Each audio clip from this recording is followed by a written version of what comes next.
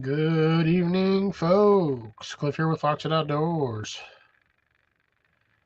Let's try that again. Good evening, folks. Cliff here with Fox Outdoors. I don't know why this thing is being off today, but it is what it is. See how long it takes people to get in here tonight.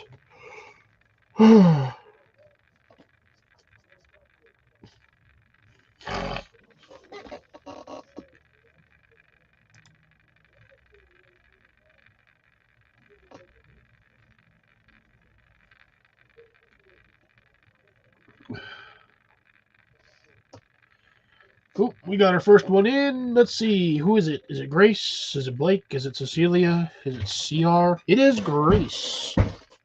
Grace is the winner today. Good evening, Grace. How are you doing?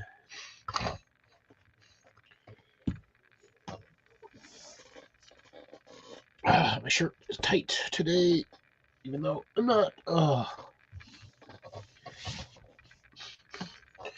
This is going to be a fun live. My sinuses were doing perfectly fine until I decided to blow my nose. Evening, Colin. How's it going? I'm going to... You want 2 thumbs up?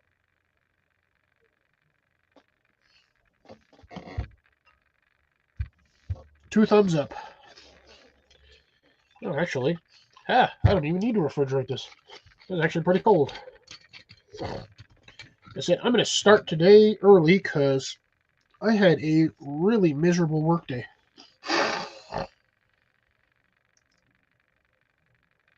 I was forced to work by myself because my delivery driver decided to just quit without telling anybody.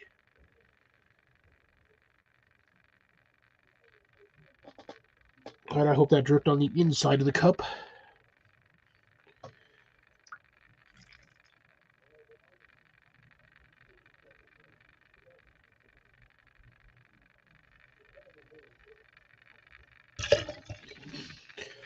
Ugh. At some point, it'll be a rose gold bracelet when I get off my butt and actually decide to make all this stuff. I am in gardening mode. Tetsu, will you stop trying to take over my hand? Quit. Been doing it all day.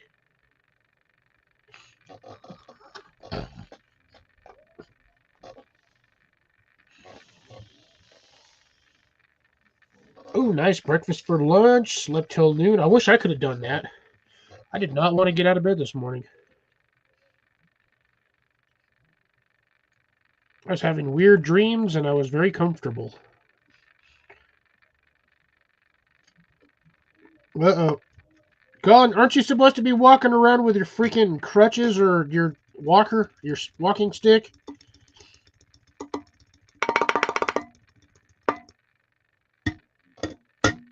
So if you have an incident, it's because you're not doing what you're supposed to be doing. You're supposed to be walking around with your walker. Or your walking cane, or whatever the heck you want to call it. Trekking poles.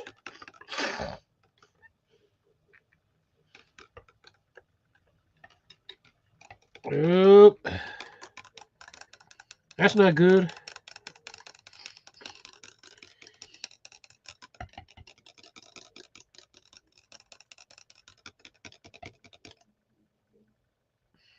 Man, nobody wants to come to my live today. Awesome.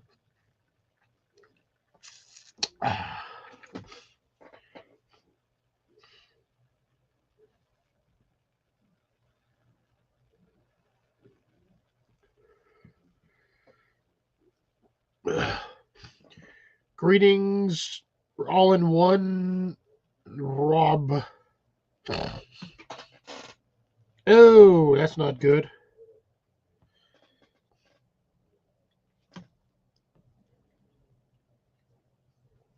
And good evening, Jason. Oh, I bet it still hurts. So, cheers, folks. I'm going to have my first one early because, yeah, today sucked. And I was going to do some yard work outside, but because the work sucked, I had to stay late, and I didn't get home until late, and I just barely finished eating like 10 minutes ago. So I got to water a few of my plants in the greenhouse and made sure some of them weren't dead because apparently I forgot to open the greenhouse yesterday, and my poor plants were very, very warm. I don't know what the temperature got in there because I did not check, but had that thing completely closed off. Vent was off. Vent was closed. Door was closed. It was sunny yesterday. And I walked into my greenhouse and it felt like I walked into a jungle in the middle of summer.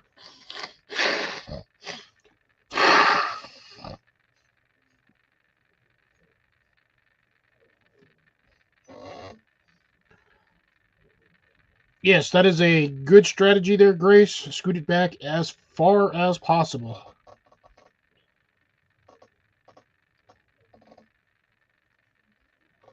Ooh. Oh. Ooh, she's strong today. Why, camera?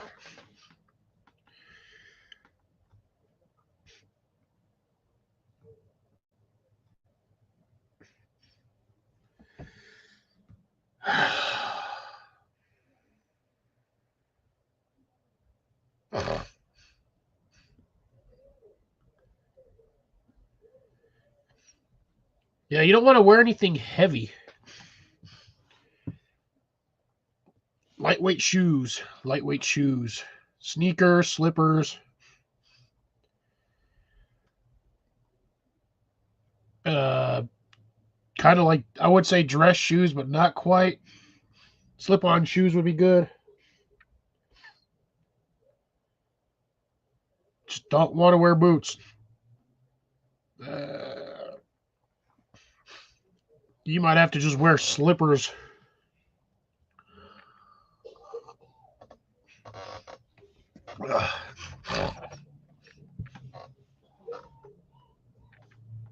Well, then sandals with socks it is, because I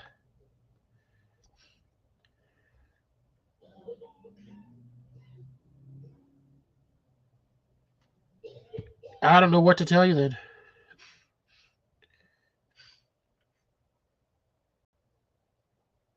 I don't know what to tell you.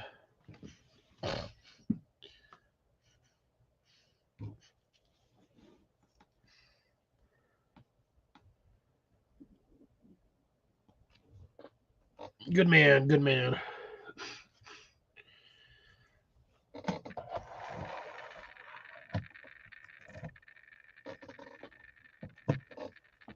So yeah, so with my mistake yesterday now, at this point, yeah, just don't do what you did again. You don't want to send your leg into a shock. Slows down the healing process.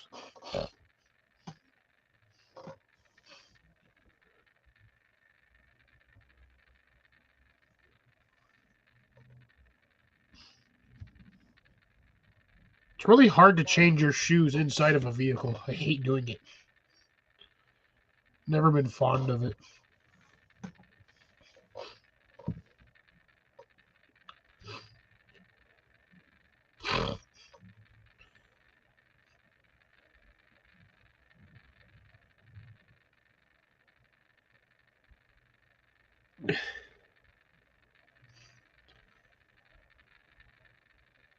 Well, yeah, it's gonna be it's a rough pain, especially after surgery. Everything's soft and tender, so yeah, it's gonna be that way. No, that's always an awkward angle too.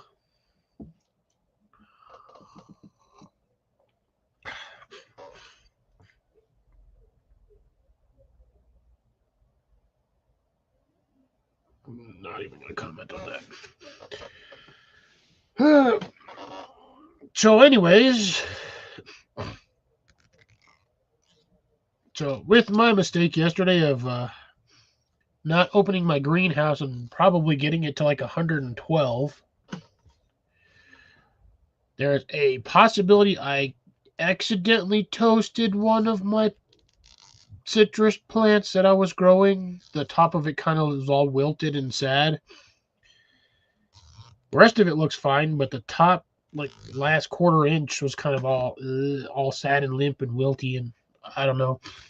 I gave it water today and I gave it water yesterday. Hopefully it'll recover. If not, that's probably going to shoot out a random branch out the side and do something from there. So if I happen to lose this one, that's going to suck. That'll still leave me with 4, though. So I'll be more or less okay. It's not like I don't have seeds. I can always get more. I have the lime bush is already pooping out limes.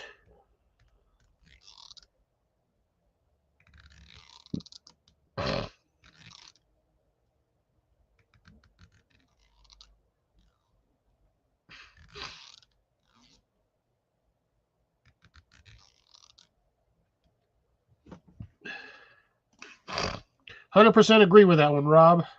100% agree with that.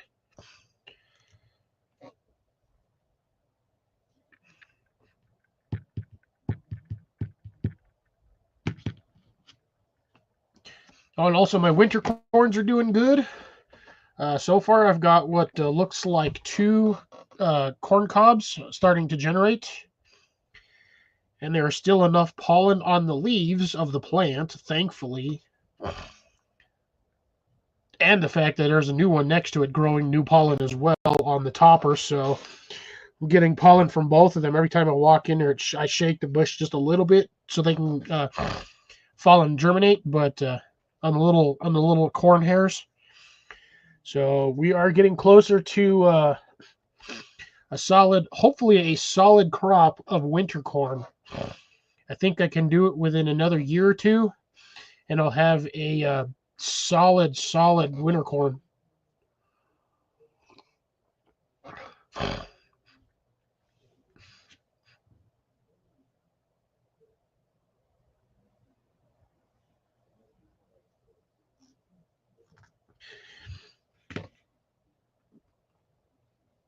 Sounds like a place where you get trinkets, knickknacks, whatchamacallits, thingamabobs, who's-a-ma-what's-its, and whatchamajiggers that can be used to curse people.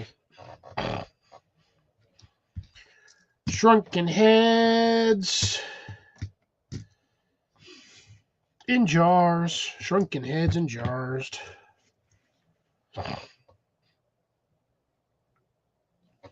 You know he's going to have to wash those, right, Colin? Since somebody already spat in them. Yep. That's as terrible as my jokes are going tonight.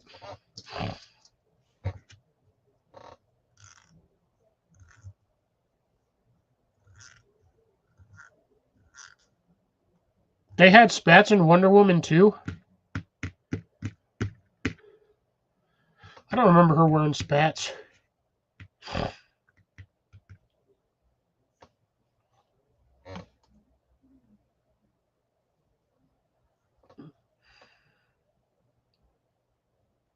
But that's what they make boots out of, is gaiters. Like, he's gonna wear alligators for his alligators.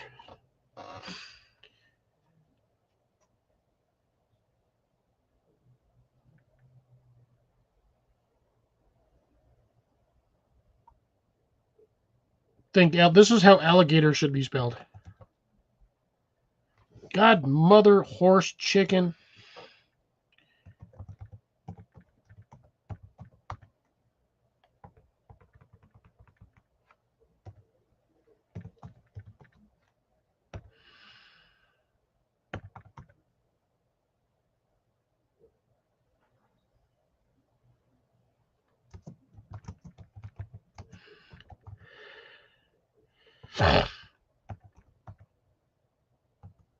That's how alligator should be spelled. Because it does not spell the same way it sounds. Or it sounds not the way it's spelled.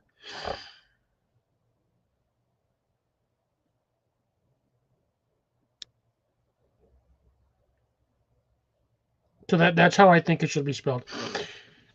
But I'm also weird and strange, and sometimes my brain thinks very, very odd stuff.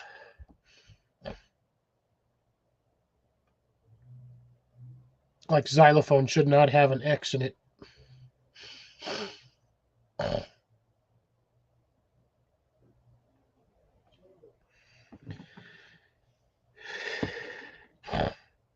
Alligator. Aluminum leg gators. Aluminum, yeah, there you go. It's to protect protect him from the aliens trying to steal his nerves. Crevasse. I had a pair of leg gators. Anti-snake gators somewhere. I don't know if I actually still have them. Yep, anti-alien shin protectors.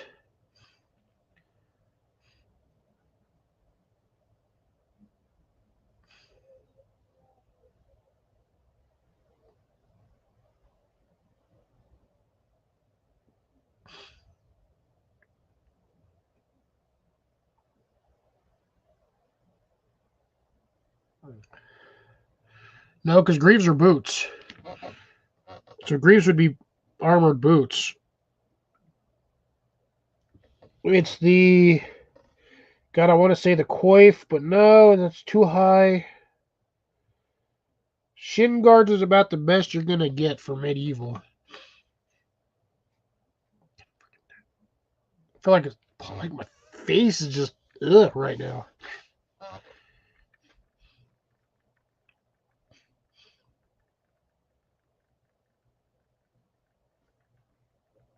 Man, so I haven't posted it in 2 weeks. Any pictures? Anybody want to see any of the updates of the the little citrus planties? They are actually doing fantastic. Aside from the one that I may or may not have accidentally killed on accident, which is really going to make me sad. But at the same time, I also have 3, 4. I still have like 4 more, so I'm fairly good on that one. The plants are doing fantastic. They are growing like weeds right now. Started them in, I think I planted them in like November.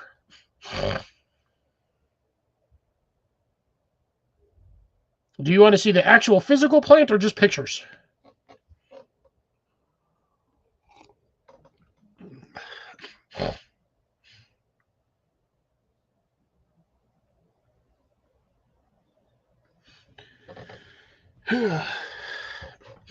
Because I can do pictures or I can actually bring the plants in. If I bring the plants in, that means I have to take them back out.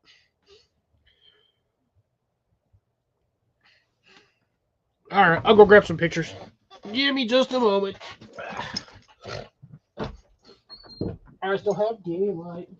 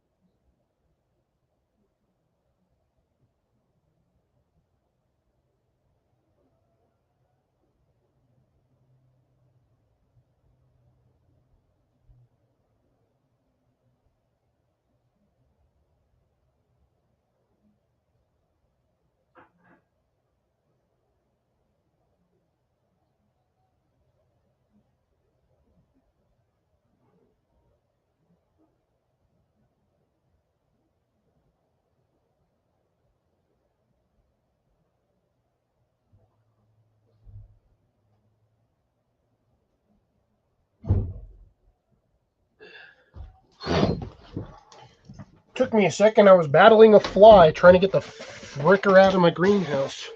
I don't want flies in my greenhouse, and I don't know why.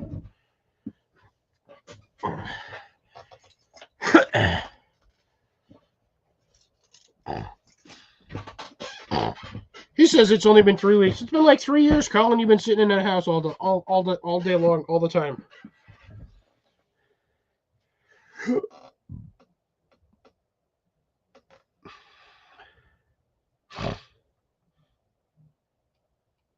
But anyways, I'm back.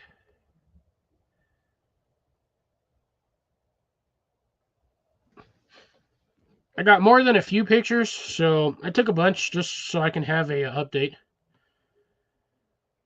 So the last picture I took for you guys was around the 13th of the 14th. I think is the day I took that one. I took that one on the 14th. So there's the picture from the 14th. Sorry for the whitewashing on there. That's just how my camera took it. And then here are the current pictures. So that's still a double. I'm going to move my drink out of the way so I don't dump this over and I don't have anywhere to stick to some bitch. And I'm not monetized, so I cuss. So we've got that guy there. Nice little set of doubles. Oops. That's the one that I think I'm going to end up toasting because I got the stem a little. That guy was growing really tall too. So he's the one I might not make it. I don't know. Then there's the other two little ones. That's a little tiny one there. And then the main one. My short little one that's slowly growing. And then those are my jalapenos, which are going crazy. There's like 6 of them right there just on that spot. It's hard to see. There we go. I took my I got a bunch of Peter peppers on here as well. That plant's going crazy. There's like 15, 20 peppers on it. Those are my, still very confused as to what plant this is. I'm not sure if it's a yellow ghost or a habanero. I didn't get a good picture of this one here, but it is pointed. But there is one here, one there, and then one here. So there's at least 4 on that one. My hand is trying to cramp on me. And then I did take a picture of the, those are the Mexican limes. That bush is taking over my grow space. I also got a tree down here and another jalapeno plant. And then there's my corns. So I got 1 corn there and 1 corn right here. And you can kind of see everything else in the background. I got onions and some other stuff.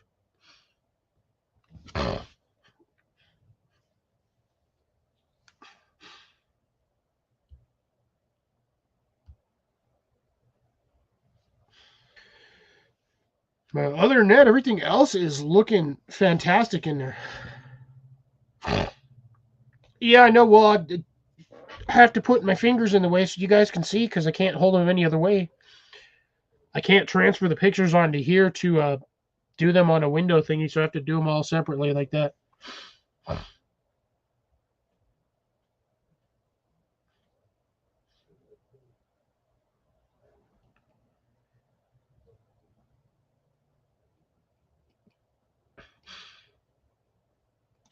What is what, Colin? The little green things are the those are the Mexican lime citrus plants.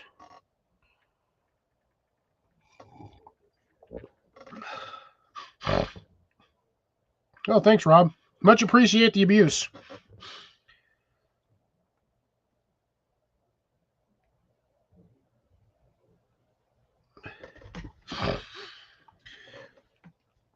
Considering I started, like I said, I planted those things, I think, in November because I wanted to see how fast they would go. So, considering how well they're doing, I am quite happy with the turnout. I know the question is, did he message you on his normal channel or did he message you on the other one that him and Ann share on the D.A. Harper's one?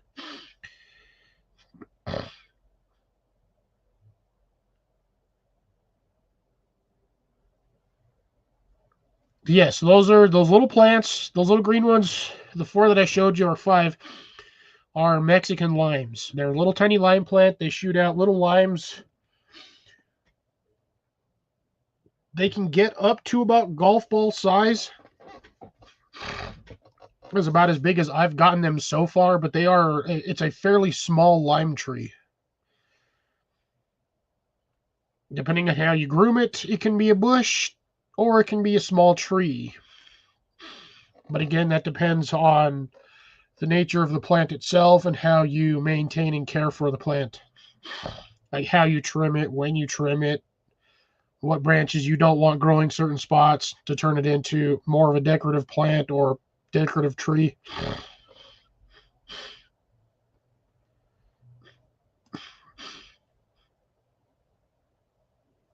Yes, it is a plant.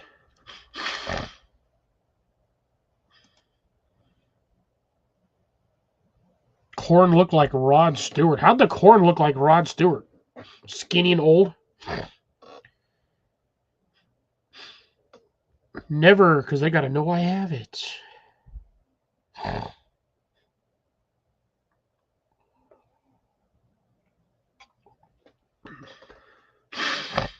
Ah, gotcha.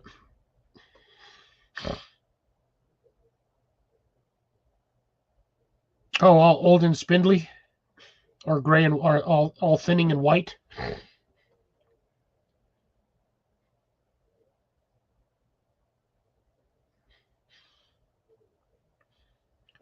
Yeah, so that's all my stuff so far in the greenhouse. I would have taken more pictures, but I would have been in there a lot longer. I got way too. I can literally barely walk in because the citrus plants are like sticking out into the walkway, and every time I walk in, I get poked. Oh, the top of the plant, the top of the plant is red, where the star is at. I guess whatever the heck you want to call it. That part there is all red. But I'm just hoping I can get at least one good kernel or one good cob of corn so I can dry it out and have it for next season so I can plant it early October.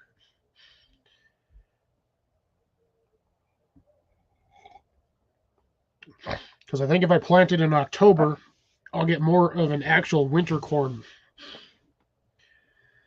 But I'm trying. I'm trying. I'm 1 or 2 steps away.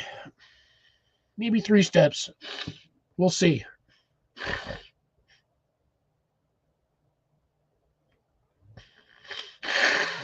I probably wouldn't even be able to get that stuff to grow. My luck with corn is like 40-60. 40% decent, 60% crap. Like I've been trying to grow corn for God, I think it's my third or fourth year now trying to do it. And I am just not good at it.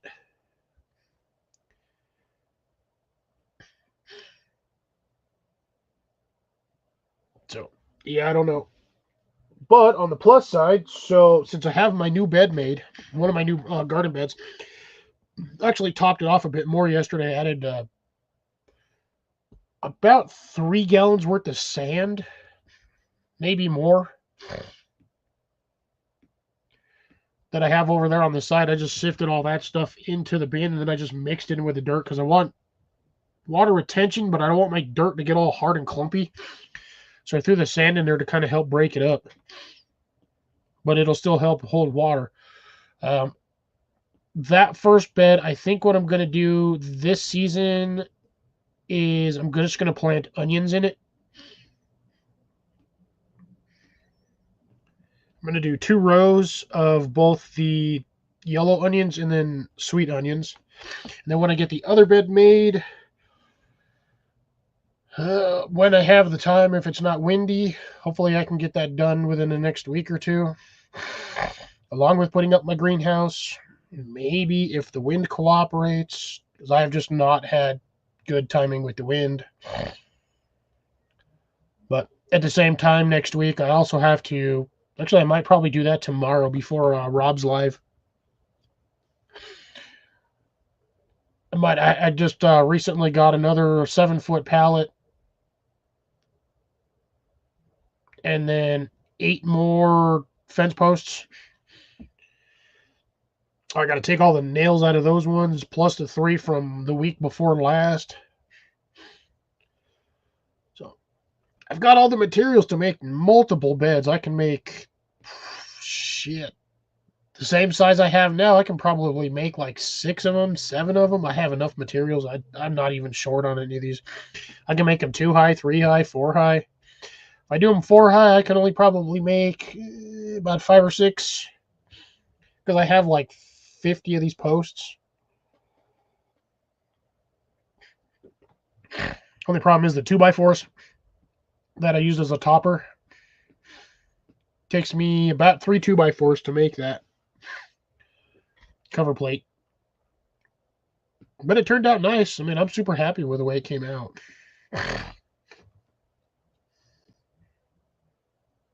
But I'll get onions in there. I think because those beds are going to be so shallow, I'm not going to do a lot of like deep root vegetables. So I'll do things like radishes, maybe. I can't do spinach up there because it gets too much sunlight. So I got to figure out something that likes the sun but isn't going to lose its mind because it's just too hot and dry over there. Might do peppers in one of the beds. I might just throw a row of peppers in there and then plant stuff under it once they get big enough. Because the peppers don't take up, they don't get too deep. They get deep, but they're not like that, root system's going to be like 2 foot deep. Too shallow for sunflowers. Sunflowers send down a taproot like trees. And those beds are only about 8 inches deep, give or take, maybe 10 at most.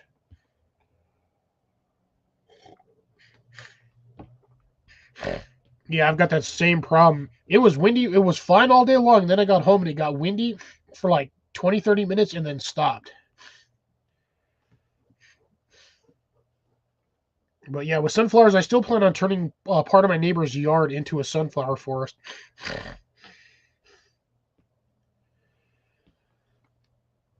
Which is still the reason why I have an epic amount. I have like 2 packages of these. I don't know where the other pack went. I'm going to have... Actually, those are all pumpkins. I got like 15 packets of sunflower seeds. So I've got more than enough sunflower seeds to pretty much do a large section of sunflowers.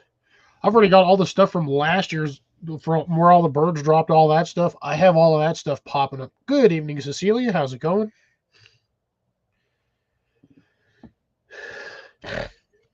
So I have been picking out sunflower sprouts from everywhere because I don't want them all over my yard this year.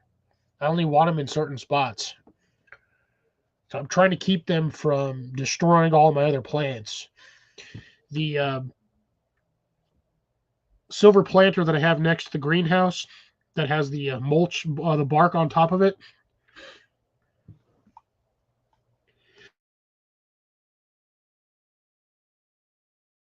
That almost didn't make the mute button.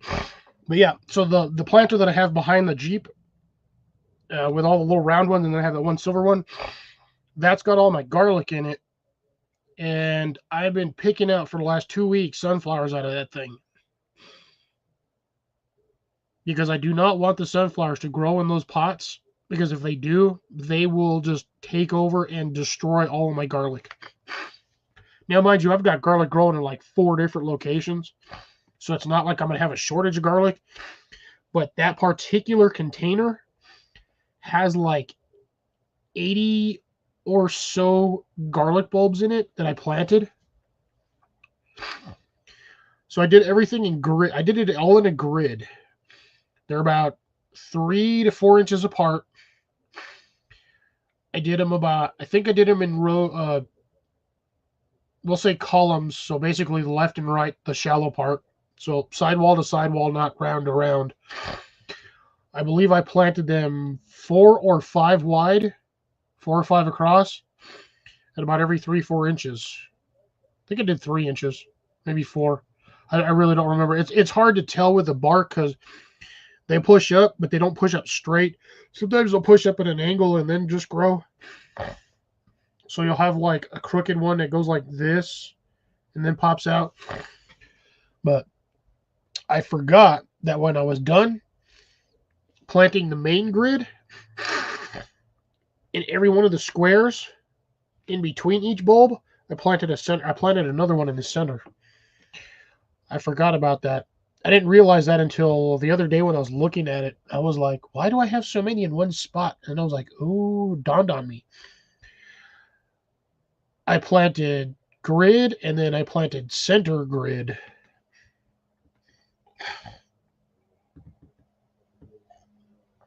So everything I have planted in there looks like a graveyard, all in straight lines.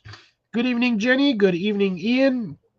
Also, hello, Molly, because I know Molly's over there somewhere listening. Either that or Jace, they're still over on Trappers. Oh, no, my son is. I really shouldn't have blown my nose earlier. I knew it was going to happen the minute I did it. I was fine literally all day long until like 5:30.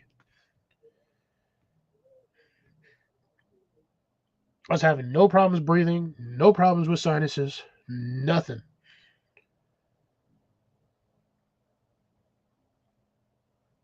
Which is funny because yesterday my nose after like 6 p.m., 7 p.m. would not stop running. It was just draining.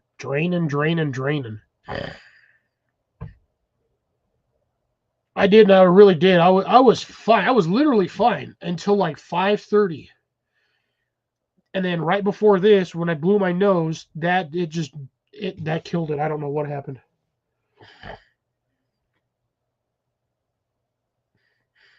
So yeah, I'm pretty sure this isn't helping any, but yeah, I just don't care.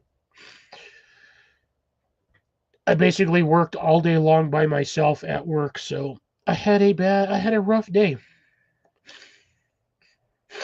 I had to turn away customers because I couldn't leave the store to take them food, and they wanted delivery. I didn't have a delivery driver because my delivery driver quit and didn't bother to tell any of us. But that aside, going back to gardening, all of my onions, basically all of my garlic is starting to pop up. It was a pizza. I had a Tony's thin crust pepperoni pizza. Finished that at about 6:10. I've also got Girl Scout cookies over here. I've got cheese puffs. I've got my snack mix, some robin eggs, and some chocolate chips over here. So it's and one of my favorite things to eat, which Colin can't eat, so I don't ever have to worry about him pilfering my snacks.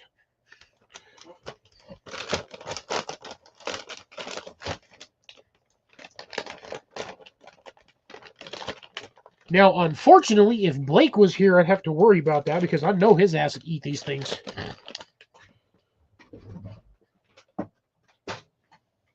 He'd be eating them suckers like crazy. It's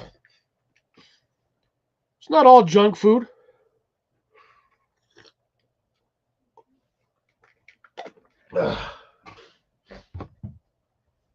That's just junk food that I have left to eat.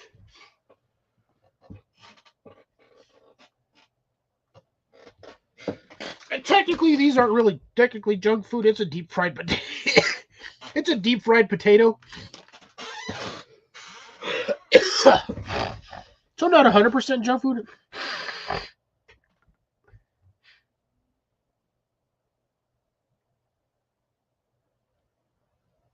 Yeah, Joe might eat them too. Maybe.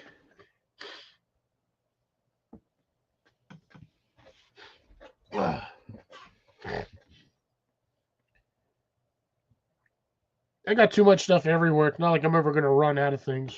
Like, I've got snacks all over the place. I've got an entire... Actually, let's see if I can... That bag right there is completely filled with robin's eggs. I have like 30 bags in there. Okay, maybe like 15 or 20. But I have like every time I go shopping at my Kroger over here, I grab like three or four bags. So I have tons of them stupid things. Tons of them. I'm not running out. And if I really get desperate, I can always eat some of the stuff that's in this container here. Nope, that's all my food. I don't share food. I'm very stingy and picky when it comes to my food. But like I said, I've got tons of stuff. It's not like I'm on a supply shortage. Plus I still have like 20 freaking chocolate oranges. Well, okay, I have 12 or 15 white chocolate, and then I have a couple of mint ones, some regular chocolate oranges. I think I have one confetti one left, and one. Yeah, I think I have one confetti one.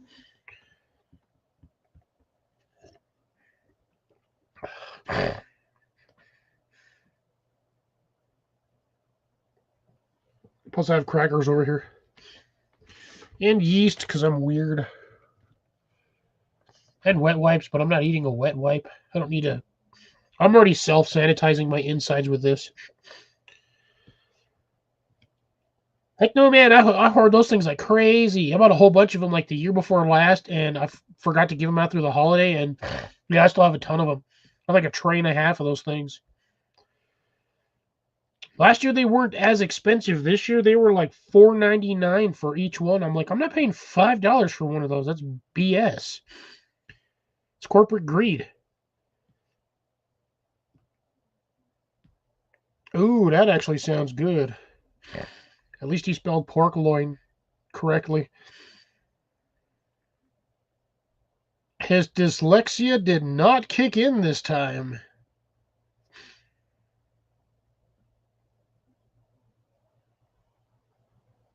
Oh yeah, no, yeah, all those things they are addictive. Them stupid chocolate oranges. Ask anybody in the U.S. that's ever eaten one.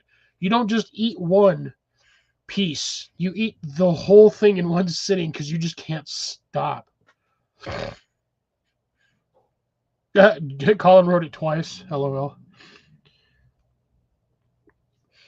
Yeah, we come up with some weird flavors. Like I said, we had last year was Pop Rocks. That one was a really weird one.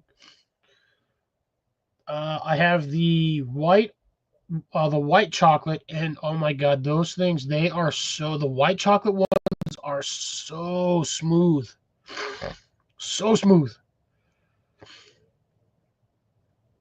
It's it's reminiscent of eating like the white chocolate Hershey's.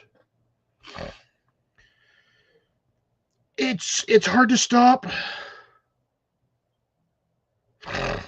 Oh yeah, well, I mean, when you get something that's hard to get in your location, yeah, you kind of make them last. That's why when Mallory sent me those coffee crisps, she sent me like 3 solid bar coffee crisps, and then like the bag of like the minis. I think it took me like 4 months to eat that bag of minis because I was only eating like 2 or 3 at a time, and then I would leave it. I would put it away for like 3 or 4 days or a week, and then I would eat it again.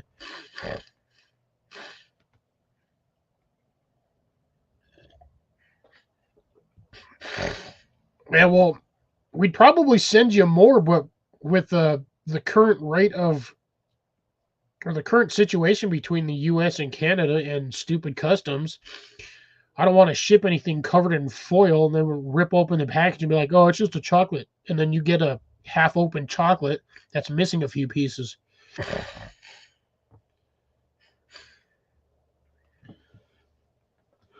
Because that's exactly how that scenario is going to play out.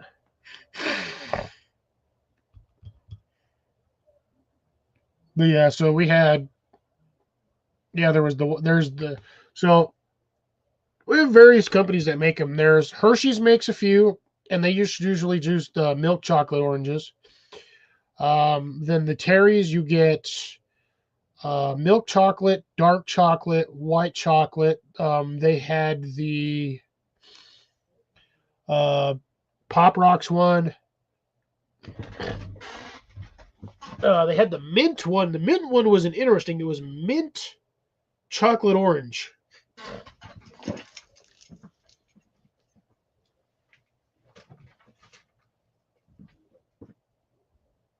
Yeah, okay, so here we go.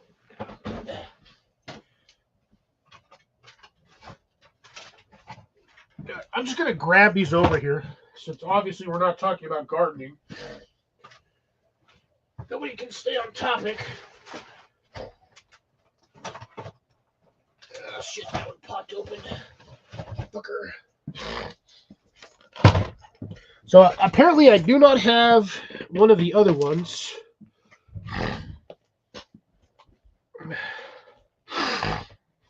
I'm actually missing one. Because they had like 5 or 6 flavors this year. So there's your standard Terry's Chocolate Orange. Original. That's the original Terry's Chocolate Orange.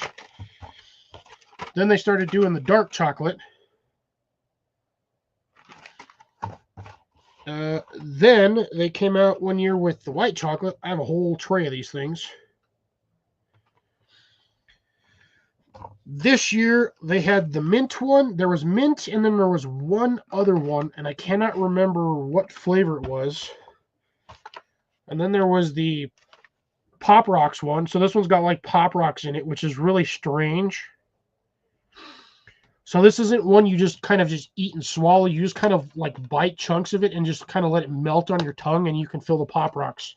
It's kind of interesting. Man, this whole case just popped open all willy-nilly.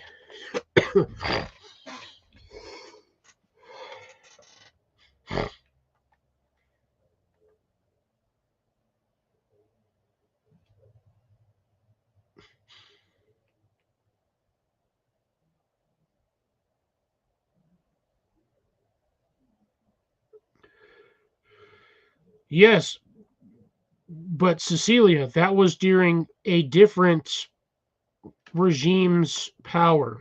The current regime is causing problems. We'll just leave it at that.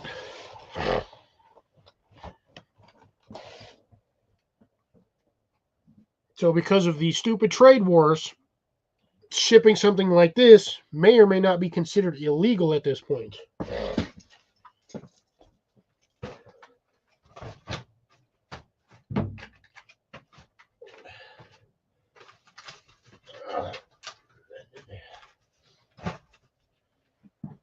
And then, as always, there's these ones too, because nobody. If you don't like these, something's wrong with you.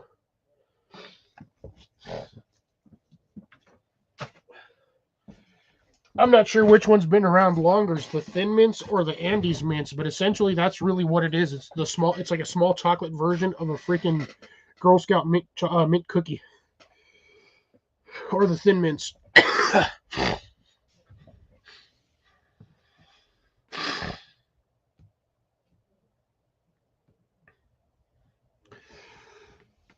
Yeah, those ones are an interesting one. Well, again, it's going to be based on location.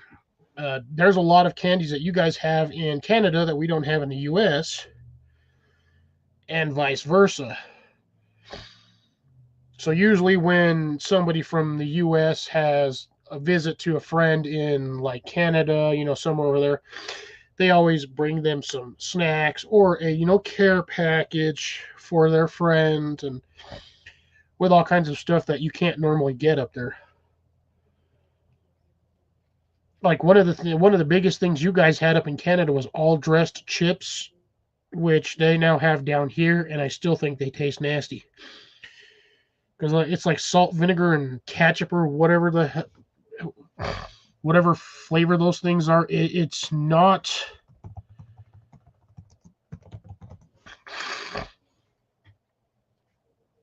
Yeah, it's. Oh no! See, there's a different. There might be a difference between the Lay's and the actual Ruffles. Interesting. Let's see if I can find a better image. Guess I'll just do the Ruffles. Click the freaking tab. Yeah, see, the problem is it doesn't say what the flavors are. It's salty, savor, and sweet flavors with a kick all at the same time, blah, blah, blah. all dressed seasoning, but they don't tell you what's in the seasoning. Get off there. Spices: sodium acetate, garlic powder, onion powder, sunflower oil, malic acid, paprika, and natural flavor.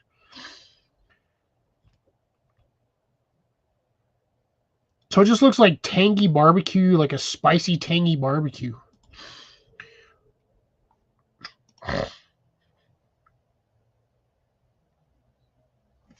Yeah. And here's the actual Canadian version. They don't really tell you what's in them, though. Still weird.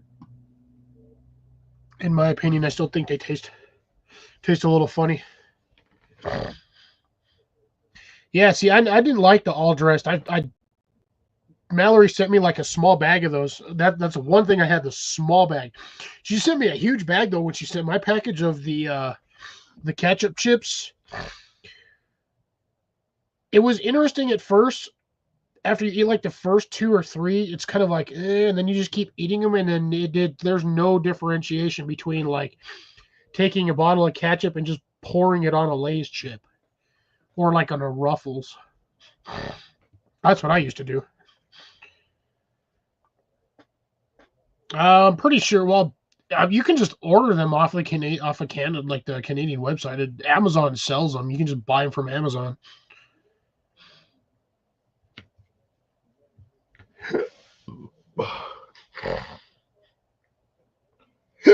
All right, my nose is not being as annoying right now.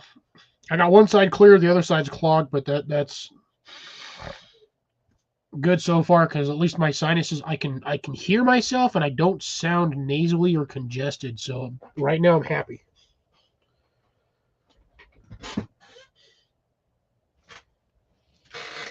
So wait, then Cecilia, have you had any of these before?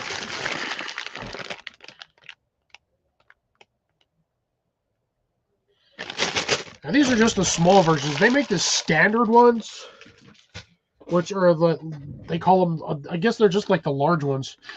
I like the mini ones because I feel like you get more with the smaller ones than you do with the big ones. Well, you get more pieces volume-wise. I'm pretty sure it's the same weight.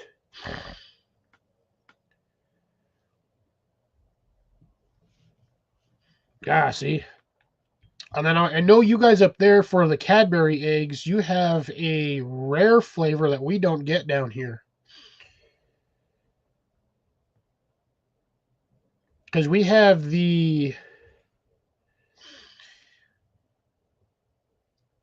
our Cadbury eggs, you get the chocolate cream eggs or you get the white cream eggs. There's one up there in Canada I know you guys get, but it's harder to find up there as well.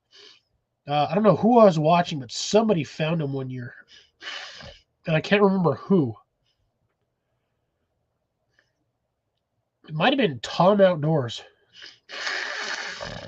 He might have found them. Yes, ketchup flavored Lay's is basically what they were, ketchup flavored. But again, it's no different than opening a bag of Lay's, getting a bottle of ketchup, and squirting some on there and eating them that way. That's how I've been eating them for years. For decades. I've been eating them that way. So when Mallory was like, "Oh, we've got these ones," I was like, "Ooh, send me a bag. I bet those taste good." I got no problems eating those things. I have none at all.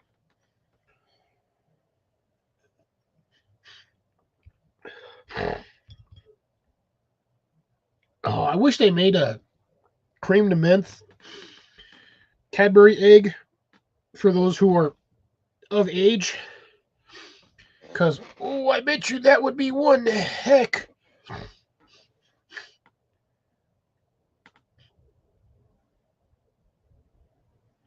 Oh, no, it's the ketchup flavor. I do not like the taste of straight vinegar. I cannot stand it.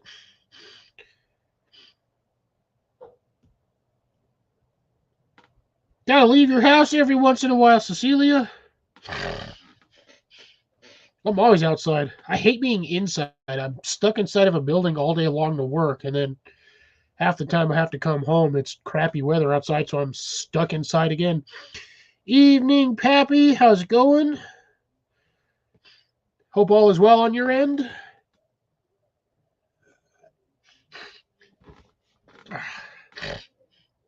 tonight we are having a slightly off-topic chat. We're apparently talking about snacks and junk food.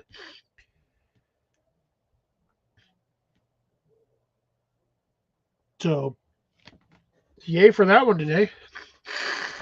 There's a high probability that I have a small sinus infection and I just don't want to deal with it. But it's really weird because during the daytime I'm fine. Now I'm starting to sound nasally. God damn it. I hate my life.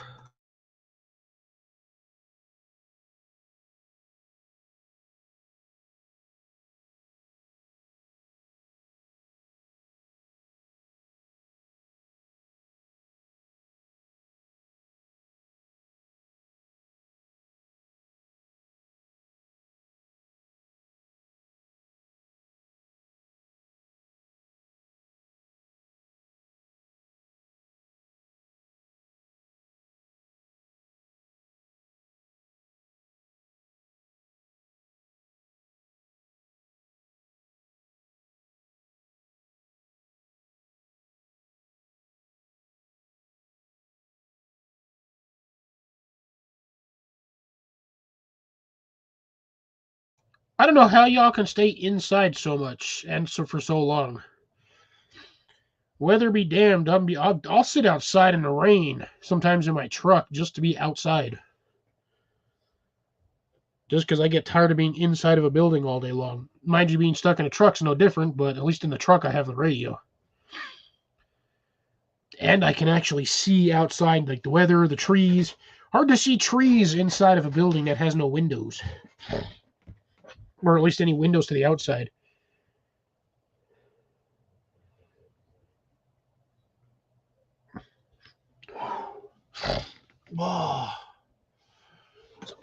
Where did everybody go? I was up to 8. Now I'm down to 6. I don't know where Jason's at or Molly. They're usually here.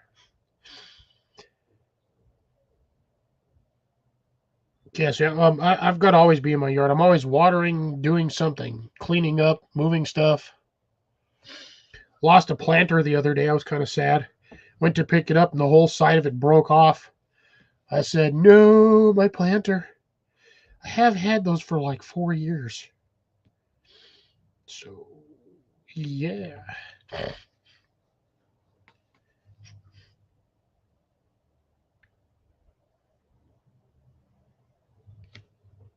Gross.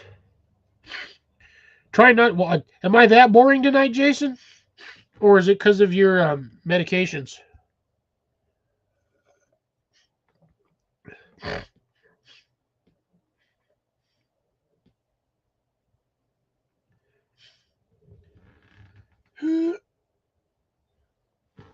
Won't know unless you try. Gotcha. Well, I can throw the normal up here and let's try to keep it on, trying to stay on topic. Which, that sort of flew out the window 5 minutes into this.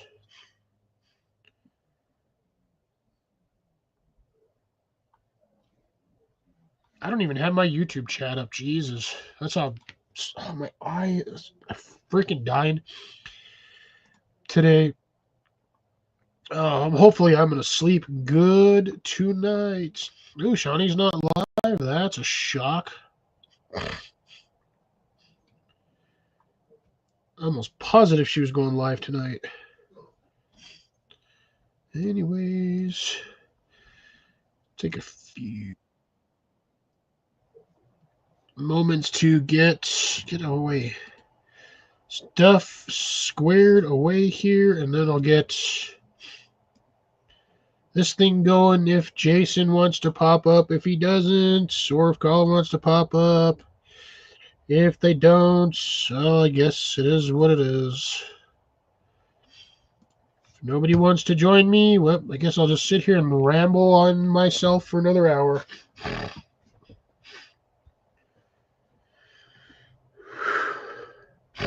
Don't know where Blake is at. Don't know where Obstacle is at. I know right about now Obstacle should be home. Probably down a beer or 2 or 3. Same with Blake. I don't mind. Need drinking partners, drinking buddies.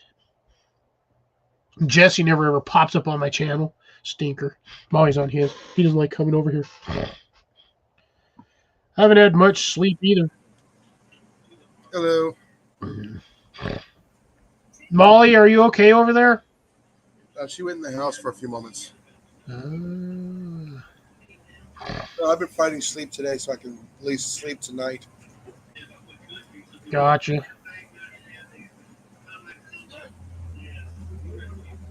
I was only asking Molly if she was okay because I seen you wearing a wife beater. Yeah. She's not walking in right now. Molly, are you doing okay? Yeah, I'm good. Okay. Jason has a specific shirt on, so I had to make sure. Yeah. No, I'm just physically just wiped out. Yeah, I feel you on that one. Hey, Tazarello, how's it going? Good This to see you tonight. sciatic nerve is just making me just physically tired because I'm fighting it.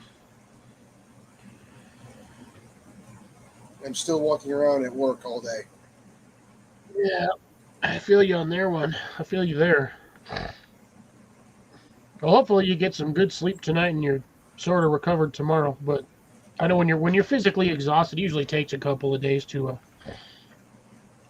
sort of recover and get back to, suboptimal standards or whatever. It might be all the pollen too. Yeah, that could be. All the pine pollen. You guys got a lot of pine trees around you? Oh yeah. That'll do you. Supposedly, it's supposed to be good for you, but in high doses, it can be detrimental. Oh no, you can see layers on everything. That like Yellow yellowish. powder everywhere, and it's thick. Yeah. I don't have that problem with my pine tree as much. I mean, I do have the yellow pollen from like the new sprouts and all that, but not as thick as I've seen some pine trees. Ooh, nice. That's fine.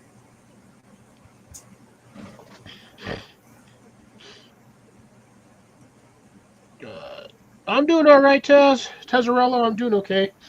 Still have issues with my sinuses, which are it's really killing me. I don't know what. During the daytime, I'm fine, but the minute I get inside my house, it starts creeping up on me. But I don't know. I don't know what's going on. Might be house pollen, or the house pollution. Sorry. And it's probably house pollution. I probably need to clean in here. I haven't cleaned in my room in quite a while. Take these air filters. Air filters. Yeah, I probably need to do that. Well, no, I got dust everywhere. Usually it doesn't bother me, but I just have so much stuff in here that I don't have really like any airflow. So I finally got the tarp on top of the shop, so that's good. that took forever to walking very carefully. Yeah, because you don't want to come tumbling through the ceiling floors Oh or the rafters. yeah. As soon as you put that tarp up there, it's like, yeah, where's all the nails? I don't know where those beams are. Yeah, see, that's bad when there's no nails on there. No way to see it. Yeah, that's okay. When I get the new roof on there, I won't have to worry about falling through at all. Yeah, you'll know where all the nails are. And the support struts. No, I'm using 2x8s for the whole roof. Jesus. Well, yeah, it's because you said you were going to put a deck up there anyway. Yep. I'm going to attempt to. We have Colin. Good evening, Colin. I So do, Pappy sir. was Sorry, kind of I'm a little digging tree cockeyed. roots. Trying to balance this on my legs. I hope that reset goes well, Pappy. Hope your tree doesn't lose its conniption for having things cut off. I actually have a garden plant thing update, sort of. On that corn, I moved it to a better location, and it's not doing so hot. I opened up the blinds, make sure we had plenty of light and everything. Not sure what I'm doing wrong. Water? Did that. I'm not overwatering it either. I'm making sure I don't overwater it. Corn requires a lot. Corn is like grass. That stuff requires a lot of water. I put a decent amount of a big cup of water, every a few days. The soil's not saturated. Yeah, I don't know. I could not tell you without seeing the actual conditions it's sitting in. So I took 2 more kernels from the cob and planted 2 more just to be on the safe side. How big is the pot that you have them in? It's about well, give me a second. I'm trying to show my hands because it's like really, really big. But it's about 1.5 feet tall for now. I mean, I'm going to move it outside eventually, but I want to get it a good start before I put it outside. You know what I mean? Yeah, I would just plant 2 of them in the same pot and go from there. I got that. Because the funny thing is, I got those 2 corn that are growing. They're in like a 10-inch pot. This one's about a foot across or more. It might be an 8-inch pot. No, I think it's a 10-inch pot. And they seem to be doing just fine in there. But I've also, like I said, I've also got them in the greenhouse and it's really warm. They do not like the cold weather. Well, like I said, I threw in a couple extra ones just to be on the safe side as backups. If that one, I mean, it's not dead, but it's not reviving like it would when I gave it more light. So I'm not sure what's going on. Well, it takes a while to get used to the new location. All I did is move it like 3 feet to the left in front of the window. It's probably also getting colder over there because you said your windows aren't insulated. No, they're insulated. It's just the fact is the back porch is actually not cold, doesn't get cold because it is open to the rest of the house. Yeah, I don't know then. The coldest place we have is our basement because it's mostly concrete. Might be doing, but it might do better in the basement. Just throw a grow light on it. I don't have a grow light, unfortunately. There is one above where the Oh, that's I why just you gotta spend turn it all on. of these bazaars, curb finds. You can't save $10 to go buy a grow light. I haven't spotted one that and I had money for. I spent all my money on bills this week.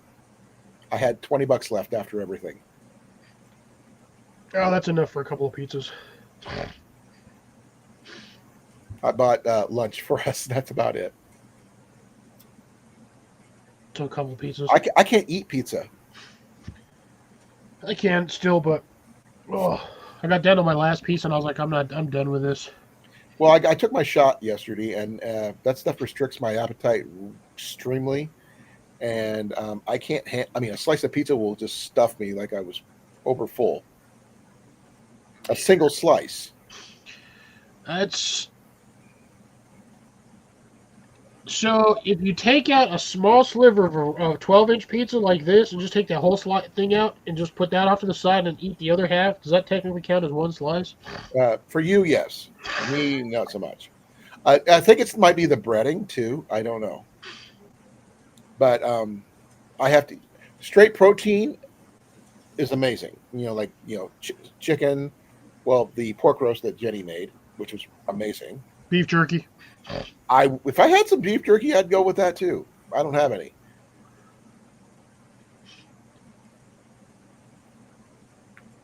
But I had to pay the internet bill, my phone bill, my insurance bill, the gas bill. So I got all the important stuff paid. Can always save money by not paying for StreamYard or Streamlabs. Streamlabs is a lot cheaper than StreamYard. That's for sure. But that didn't come out of this paycheck. The internet was basically our household internet for the month. There we go. I think Jason fell asleep. And that was actually my cheapest bill, I think. No, my insurance was. My insurance was my car insurance was. First sleep. I would say join me in a spiced beverage, Jason, but if you have one of those, you may or may not make it the next 20 minutes. Finish with all your antibiotics. Yeah, I still got some left. I got a Pepsi yesterday with a sub. I got me a Subway sub, a 6-inch one. a small. I got a small Pepsi, and I drank this much of it, and I couldn't drink anymore. It's just too sweet. It's why I don't drink sodas anymore. I tried drinking some at work like twice now over the last couple of weeks, and yeah, I'm like 1 or 2 sips, I'm just right down the sink. I'm like, nope, Pretty can't much do it. for me too. I had enough just to allow me to eat my little sub, and that was it. I had a bacon and tomato BLT sub. I was quite eat bacon. And I got a military discount at the Subway here, so Need a it's light pretty bulb. nice. I want to try something. Wonder if that would work. Oh, jeez. Oh, I have a light bulb. Where's that at? Is it in here or did I put it outside? Light bulb, light bulb, light bulb. Is it over here? Because now I'm curious to see if that load of BS is actually viable. I'm about to do something really stupid that I've seen on the internet. See if it actually works because I have all of the stuff to do it. Which I personally think is going to be a load of horse shit, but hey, we're going to try anyway. Supposedly, you get a light, a couple of batteries, and you stick them on here. And supposedly, yeah, I didn't think so. No, Yeah. Because there's nothing to complete the circuit. you got it. And it takes 120 volts or 115 volts to get it to fire. Yeah, so I always run across a lot of these stupid things on the internet, and I'm almost positive there is no way in heck that's gonna work. Nope. Not only that, that's also a direct current. You need an alternating current. Yeah. Well, I mean, you probably could get it to run with some of the batteries, but the thing is, you don't have a connecting circuit. It's just all dead air. It's like trying to run it. It's like trying to run it on Wi-Fi. So how do they make prison matches if they don't have wires? Because they have chemicals. That's how they. Oh no, prison matches are using batteries and chewing gum wrappers. Yes, because it has a connection. You have a positive and a negative. Would it run one of those though? Is the question. If you did it right. No, there's not enough power in a standard battery to run this. Now, okay, if you use something bigger, like is that a AA or a AAA battery? That's a AA, and this is actually the biggest AA I have. This is a 2.8 watt-hour battery. So what if you use like a D, like a series of Ds? Would that work? They'll do the yeah. same voltage. What if you do? Okay, if not in series, but what's the other one? Parallel? Yeah. No, you need an AC electricity. You need 115 volts to actually get the diodes to fire. That's an LED one then? Well, this is my LED grow light. Now, if you're using like an incandescent, maybe like a 40-watt light bulb, That's what I was thinking it was. Sorry, I didn't realize that. or even like a nightlight light bulb might work on something smaller like that. You could probably run it on a 9-volt. You're not going to run it very long. It's going to drain that thing fast. But at least it would work, is what I'm saying. No, it won't. Not even temporary for an incandescent bulb? No, nope. You need incandescent bulb. You need 115 volts at 60 hertz. Yeah, I did say it would run long, but I would say it would just. I mean, if I had some wires, I could probably show you, but to be honest, I don't have any just like random wires just laying So no around. alligator clip type stuff. Huh? I don't just have that stuff just sitting. It's weird. I have a junk drawer. People are staring at my fat ass. I have a junk drawer, but I don't have stuff for testing that. Now, the problem is with the 9-volt battery. I don't even think my 9-volt. This thing's probably deader than normal. No, won't fire it. Yeah, this thing's deader than the Dead Sea. Because I know I've tried it before using the contacts on there, but the contacts, they don't reach. Well, I've never manage to get anything to run off of these. Now, maybe off of one of my 18650s, I might be able to possibly get like a small glow, but other than that, that's about it. You need a lot of juice to run those.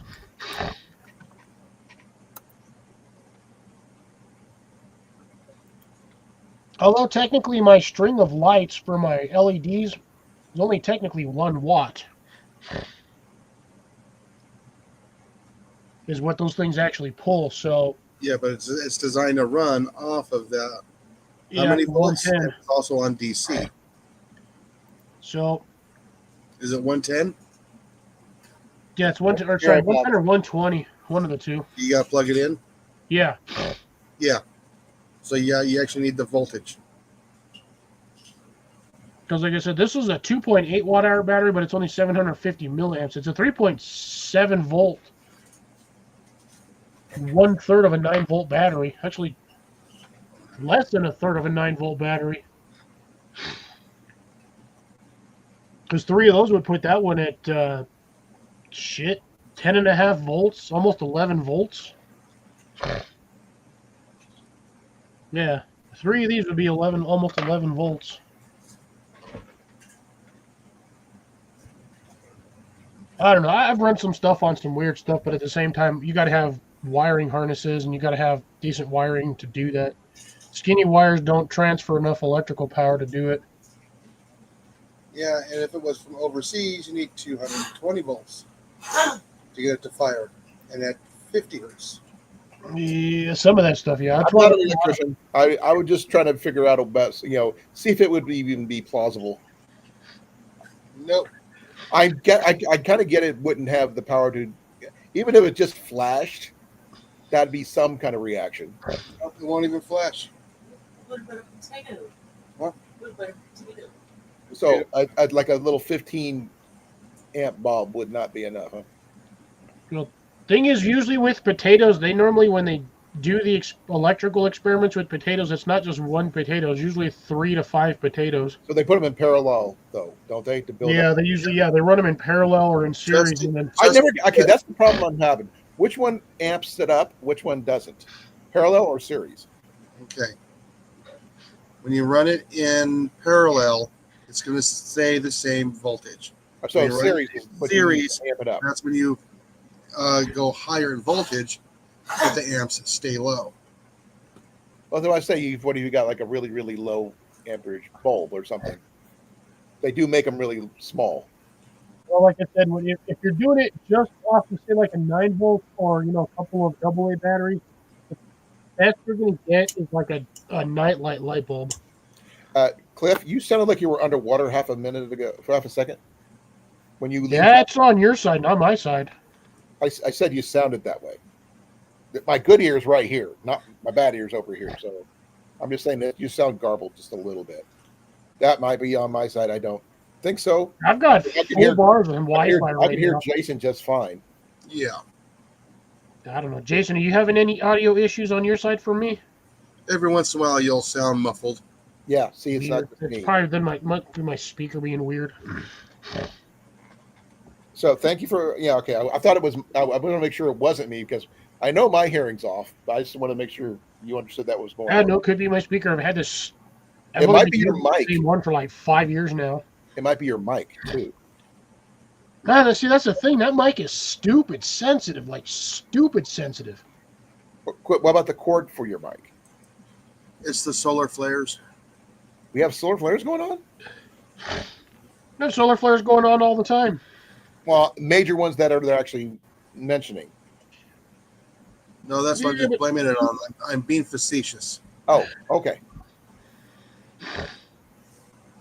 I met, as I told Cliff earlier, I met a paranormal investigator and a Bigfoot hunter today at the Bizarre Bazaar here in Newton. 2 paranormal hunters. Of the husband-wife team. We still can't discredit the fact that there may or may not be a Bigfoot. There is a lot of forest that we have not surveyed, and we just don't want to go out there because we don't know what's in there. People said they've said that there's been sightings here in Iowa.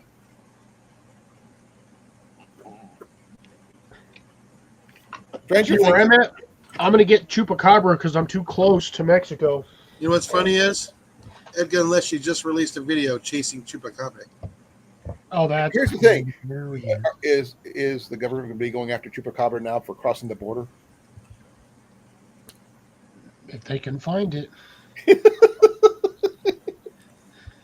Sorry, I had to be a little facetious myself on that one.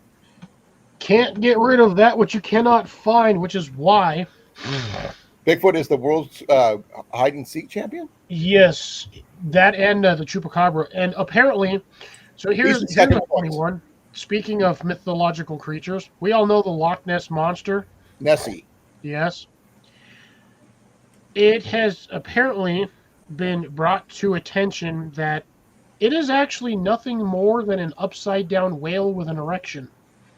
Ooh. A horny whale. Yes, because somebody took... Now, here's the question. How do you get in there? Cross-referenced a whale's manhood Yeah. above surface or below surface, and then just inverted that above water.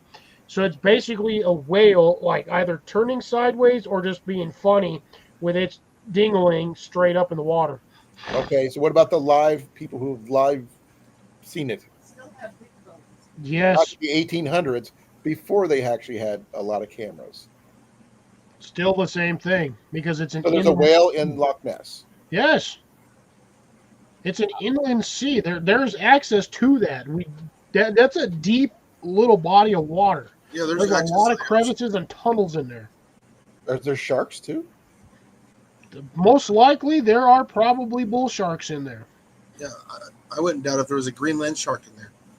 What's a what? What's that? Greenland shark. It's a shark. I never heard of that particular species. So I've heard of bull sharks. I've heard of tiger sharks, nurse sharks.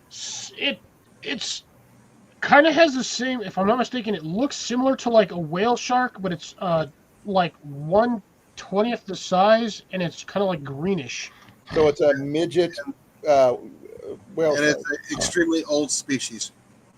Oh, the great wood whale. Poor Brianna Morningside. Wood whale. That was Pappy. It's freeing Willie. Oh, Yep, definitely free to will. Yeah, well, we're going to have a lot of whale jokes from now on for all that one. Well, they had to change the name of that film in England, by the way. Because that's what they call it over there. What, Moby Dick? No, Free Willie. Free Willy. What do they call it? Free Orca? I don't know. Free Joey. If Rob's on the road, he can tell us what they named that movie over there. Because even Free Joey, that's a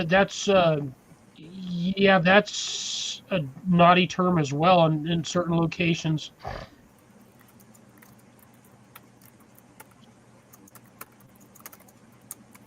So there's a lot of terms they have to change from place to place because the Queen's English is a whole lot different than American English. You mean the slang?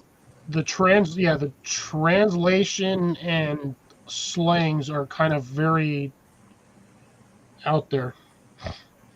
Yeah, that gives a whole meaning in the morning of There She Blows. It doesn't say. I mean, I tried to look it up, and they talk about it, but they don't say what it was actually called. Yeah, so I ran across that one like 2 weeks ago, and for some reason now this talk just reminded me of that. Oh, they said it stayed Free Willy. Oh, it did? Yep. I Or thought they Dog had It changed Blows, the name depending of on the movie. who it is. They probably changed it to Free Bill. No, they actually says they figured that the moviegoers over there were smart enough to realize the difference. Not Doesn't if, they mean were we're 14, Name the same. not if they were 14, they were probably giggling the entire movie. Oh, they were probably doing the same thing. It's just like when you hear a British person, Rob, who describes what cigarettes are called over there. Yes. Even though the word itself is not a bad word, because if you look up the actual original definition of that word, it Yeah, means a bundle of sticks. Again, it's one of those weird things where you be like, yeah, I'm gonna go out back with my buddy and we're gonna have a cigarette, or we're gonna go, Go burn one. yeah. Depending on how you construct the sentence, Well, see, go burn one, go have a cig, have a smoke, go. There's like so many, I'm gonna burn some trees.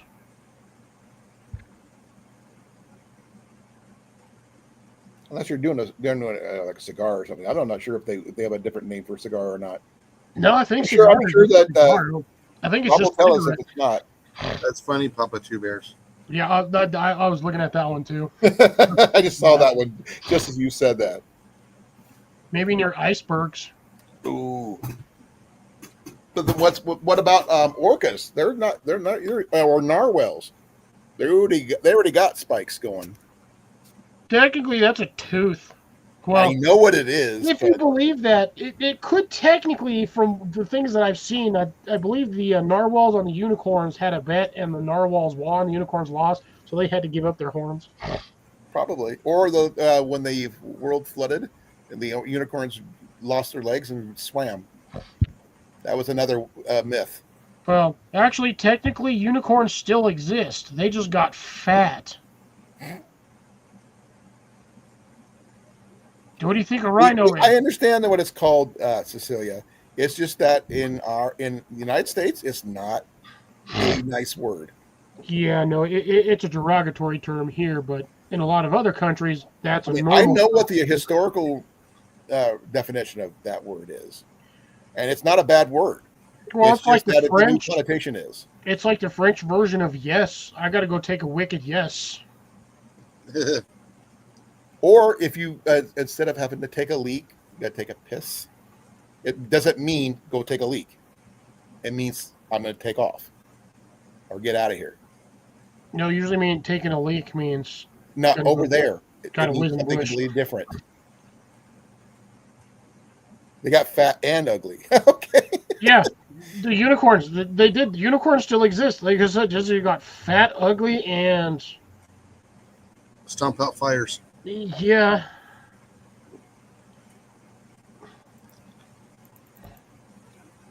But that's just how evolution goes.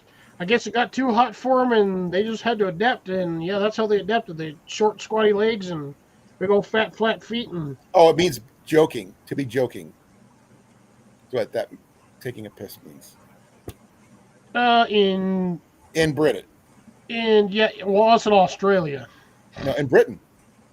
Australia as well. Well, I did look up Australian terms because we were Colin. Britain. What was Australia originally? I used understand as? this, but I know that the slangs differ. You got to remember, continent. their slang changed as well. So that's why I was just Not a lot of it. A lot of it stayed the same because that's where they sent all their immigrants and prisoners. So a lot of them just maintained a lot of it. They just had their own dialect for it. But again, in Australia, taking the piss is usually a joke. Same thing. But Yeah. I'm gonna double check though, just to make sure. I'd ask Amanda, but unfortunately she's at work right now. She's at the animal clinic, right? Yes. Yeah. Unicorn is what I planted last year. Only got one ear per stalk. I'm assuming that's corn. I'm assuming. What's the Pappy band does have to that do with before? it? Yeah, because there's you got to be giving me the piss, or you got to be taking the piss. Got Yeah, a whiz to okay. throw. Yeah, it's usually like you're joking with me or you're kidding me, right? Yeah. But here, not the same thing. We have so many random sayings just for freaking going to the bathroom. Oh yeah, and that one doesn't mean the same thing in other countries. Sadly, no. But I think that's what makes it kind of makes it a funny throughout, like translation throughout like areas and genres and generations of stuff. Because older generations, you don't even hear them say this anymore because of the way times have changed. I worked with a bunch of older generations, like 60s and 70s people. Oh, whoa.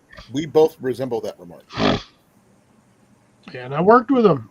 And so does Grace. Mind you, I love Grace working with them. Little- Those guys are hilarious. They don't take no piss from nobody. Oh, yeah. See, and again, that particular terminology, they don't take no That piss. works. But basically, Yeah, that- they don't take no shit that from one no works. one, or they don't take no flack. It depends on how you structure it. Flack. Yeah, they don't take any flack from anybody. I worked with a lady who, when she was a kid, she used to tell me all the time that a hot dog back in her time was called a tube steak. Yep, I remember that. Or red hot. Or Frankenfurter. Yep. Yep. Nowadays, you can't even say tube steak without some 14-year-old kid laughing his butt cheeks off. Or some teacher or somebody else saying, you're not supposed to say that. I know more terms, lady, that I've learned more terms than you've forgotten. I just like unique. I like medieval terms, which we got even more than we got now. That this makes no sense whatsoever nowadays, but it's still funny when you know it. So I'm not going to go into whole. They actually had a whole class on medieval insults. I've run across a few of those. Yeah, On they did them in all languages, not just Latin. Latin was just one of the languages they used. just the translation, though, from English to all of that stuff. I'm just sitting here laughing so hard. They had some good ones back then. I understand. The sad part is I understand the terminologies and the words they use. So when they say them in like their terminology they're supposed to use, I'm rolling. They got some zingers, don't they? Oh man, some of those are like, you say that nowadays, everyone's just gonna look at you and be like, "Are you on crack?" But No, for like, tell them that you're an English professor or a medieval history, literature, or something. oh yeah, they'll you're put sitting there, that you're in. laughing. But other people who study medieval literature would understand it, though. You're a couple of rats short of a sewer party. Ooh.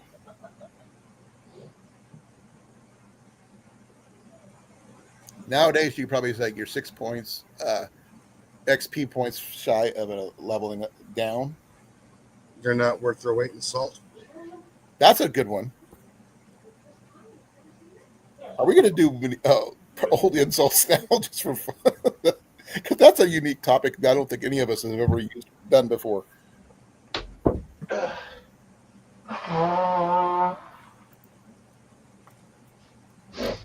Or you could be a few rats short of a proper dungeon. Anyways, Or calling something a churl or a doxy. wiener dogs, wiener dogs. Oh, you probably know Ooh. this one about being called a knave. Yeah, I mean, yeah, it's basically just you're stupid. No, a blackguard, a dishonorable man. You said something about a wiener dog, and we're talking about insults. I now officially feel sorry for any wiener dog that has to run through stickers. Ooh. Especially the sandburrs.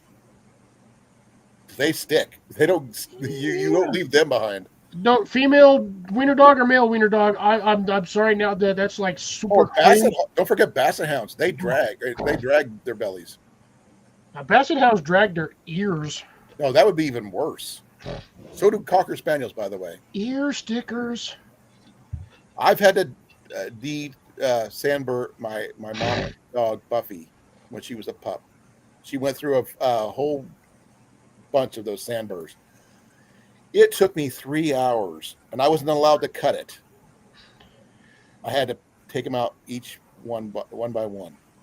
Oh, if you get a cocker spaniel, anything with long hair, the minute it gets burrs in it, just shave it. And my mom wouldn't let me.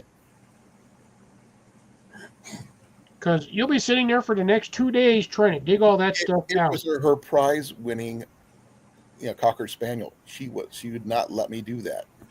Dogs grow back hair faster than we think they do. No. Moms have their own reason for things, and I didn't. I was just the guy who had to do it. I straight would have looked at her and be like, it's going to take me 4 days. It took me about 5 hours. She was not. Our pup was not happy, but we tried to keep her away from that area after that. Because she even had them in between her paws. Oh, that's the worst. Yeah, because what you don't realize that Cocker Spaniel's paws are webbed. Yeah, they're also really furry. But yeah, that too. So getting away from her paws was really bad. So we actually my dad had to hold her down while I removed the. Yeah, the paws on dogs are extremely sensitive. Mm-hmm. Even though when you rub them, it feels like shark scales, but at the same time. She couldn't walk. But every time she laid down, she'd end up getting more burrs sticking into her that's on her side too, because she was I've covered. got that same problem when I'm over there pestering my. The only good thing she had is that her tail was only like that long. Cocker spaniel. That's a short tail on a cocker. Well, that's they snip the tails. You didn't know that? Yeah, Most Cocker Spaniels I've run across usually have fairly long tails. Or no, well, they're like a Doberman's tail. yeah, they usually duck their tails. yeah, I still think. Honestly, I feel like that's cruel. It is because that's their balance. But they love water, though. They're really great. That would water explain dogs. why Cocker Spaniels and Rottweilers usually tend to stand with a slightly wider stance on the backside. And they wag their ass. I always thought she sat like a frog, but that's just me. No, they do. That's because again, they usually have, like Jason said, the tail is for balance. They Without split, that tail, they sit funny. and their paws go like this, like that. Yeah, they use their feet are usually Very out beautiful like this. pups. Don't get me wrong; they're very beautiful. It's a vertical sploot. And when they swim, their ears float out like little airplane wings. I don't think I've ever seen a Doberman or a Rottweiler swim. I don't know about those two, but I do know about Cocker Spaniels. I don't know if a what is it? See, that's the thing. I don't Rottweilers and Hounds. I want to know if Dobermans they are do all the muscle. same thing. Huh? So because Rottweilers and Dobermans are all muscle, I've never seen them swim. Well, I do know that German Shepherds can swim. I know it's going to sound weird. Poodles can swim. Most dogs can swim. Yeah, but I've even seen the only pit one I have bulls not swimming. seen swim is a Chihuahua, and I'm worried about they would get probably eaten by a big bass or something if they're not careful. No, the problem is with Chihuahuas is their heads are too fat. And they probably drowned. Uh, No, would a Basset Hound ears be floating out too? If it keeps its head above water, it would be like two flat lily pads just dragging behind it. That's what happens with the Cocker Spaniel, because their ears are really freaking long. Well, at least we got off of insults into dogs. I apologize for that. I've always wondered what a fennec fox looks like swimming. I've never seen one of those swim. Okay, Okay, I've heard the term. I'm just trying to remember what they look like.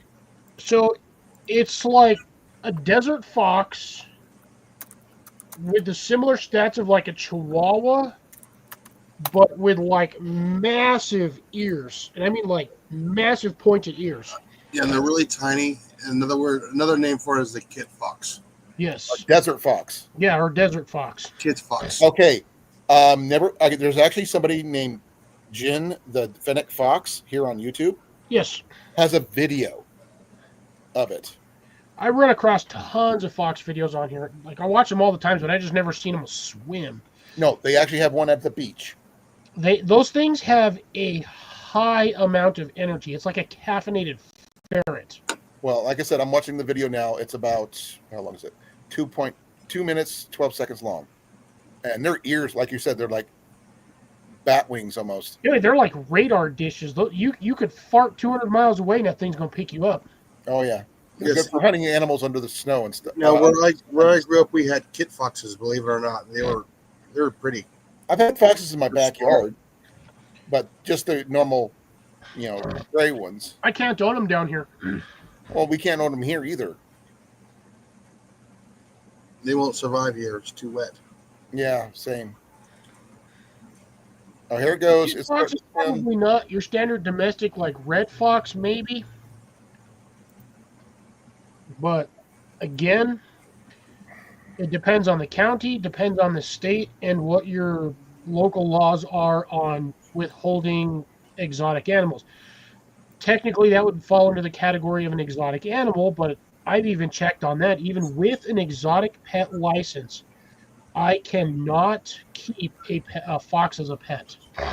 Okay, I'm not sure if you want to see that or not, but it's I guess I can throw that in there.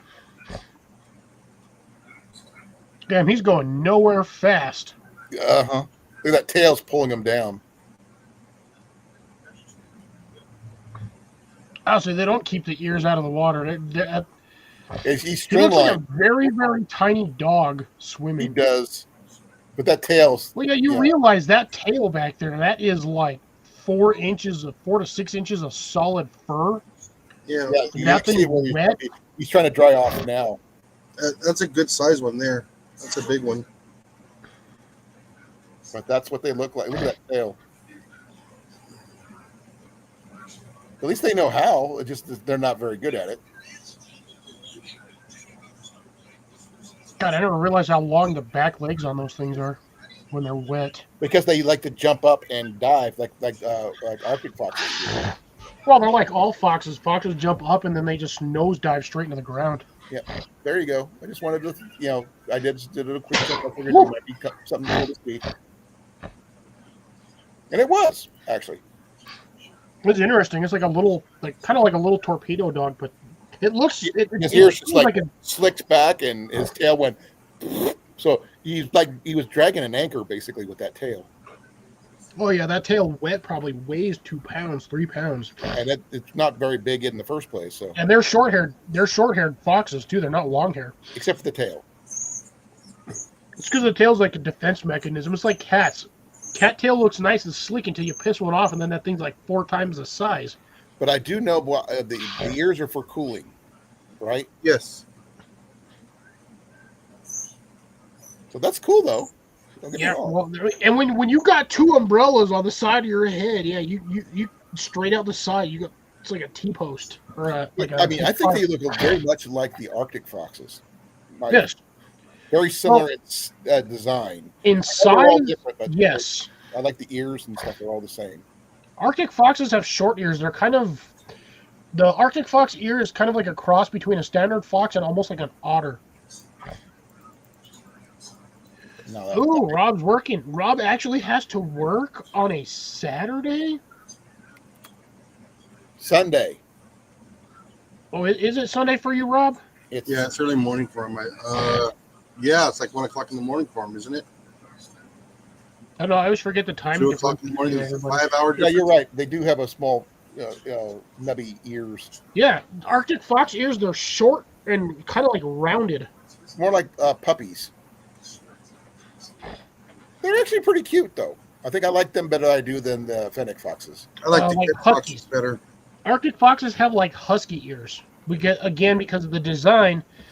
You don't want a pointed ear when you got 40 mile an hour minus 20 wind blowing on. You don't want the top of your ear to freeze off. Right. But they're more furry than the average one too, because they're furry on the inside as well as the outside. Yeah, but you don't want a pointed ear. Like I said, you don't want a pointed ear. I figured they might have the Weird. tufts at the very least, because some of them do have the tufts on the tops of their ears. Some, not that one does, but the ones I'm looking at anyway on my screen. Now, if you became a fox rehabilitator, there you can get your foxes. Yes, you have to have a ranch of a. I think it's a minimum of 5 or 10 acres. But you have to have your license as a recovery. What is it? My brain. Come on, brain. Basically, you have to be a veterinarian too, don't you? No, not necessarily. You just have to be. You have to have like a rehabilitation license, or, like you said. I'm trying to think of what it's called. My brain. I've looked all of this stuff up because I was trying to do something similar down here because I like foxes. Foxes and wolves have always been my thing. When I was a kid, it was dolphins, but I live in the middle of the I live in the middle of the country. I'm nowhere near close to water to where I'm going to find a dolphin. You need a permit. Says for the scientific and educational use of wildlife species importation and Class A something else. Wildlife refuge. Jesus Christ, over my breath. So yeah, you basically have to have a rehabilitation refuge in order to get the license to house foxes, and you have to do them on a rehabilitation scale, meaning if they brought in, you can create a small bond with them, but you can't do anything like life sustaining because at some point you will have to release them back into the wild. Well, sometimes they can't go back to the wild. Sometimes they will, yeah. but the thing is, That's they when come become back.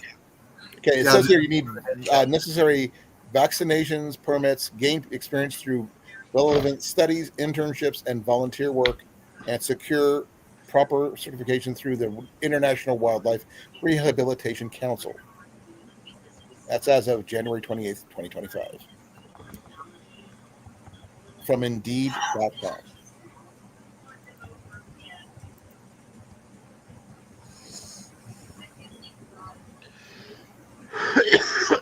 Yeah, you need a lot of things in order to have them, but you have to have property. That's the thing. You have to have a good amount of property to have them like run around. Right. So it's kind of like an endangered species rehab center, essentially. Right. You just can't have well around here. I mean, you got to have a well. Peppers. She was a. Raccoons qualify under a different category.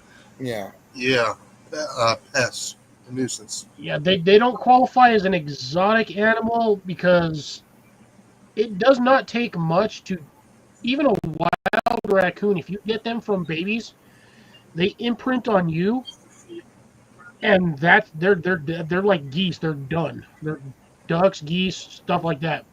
That raccoon's gonna follow you anywhere you go. It's gonna be nice and friendly until either you piss it off or it dies. And it's also if a goose's mate dies, it's gonna die because it can't live by itself. Swans do that. Swans are the same way. Swans, geese, eagles. They mate for life.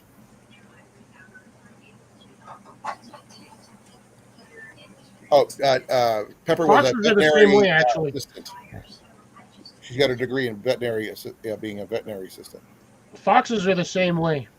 Yeah, Yeah, foxes are only the care same for way. life. Yes, foxes are the same way. Not in my case.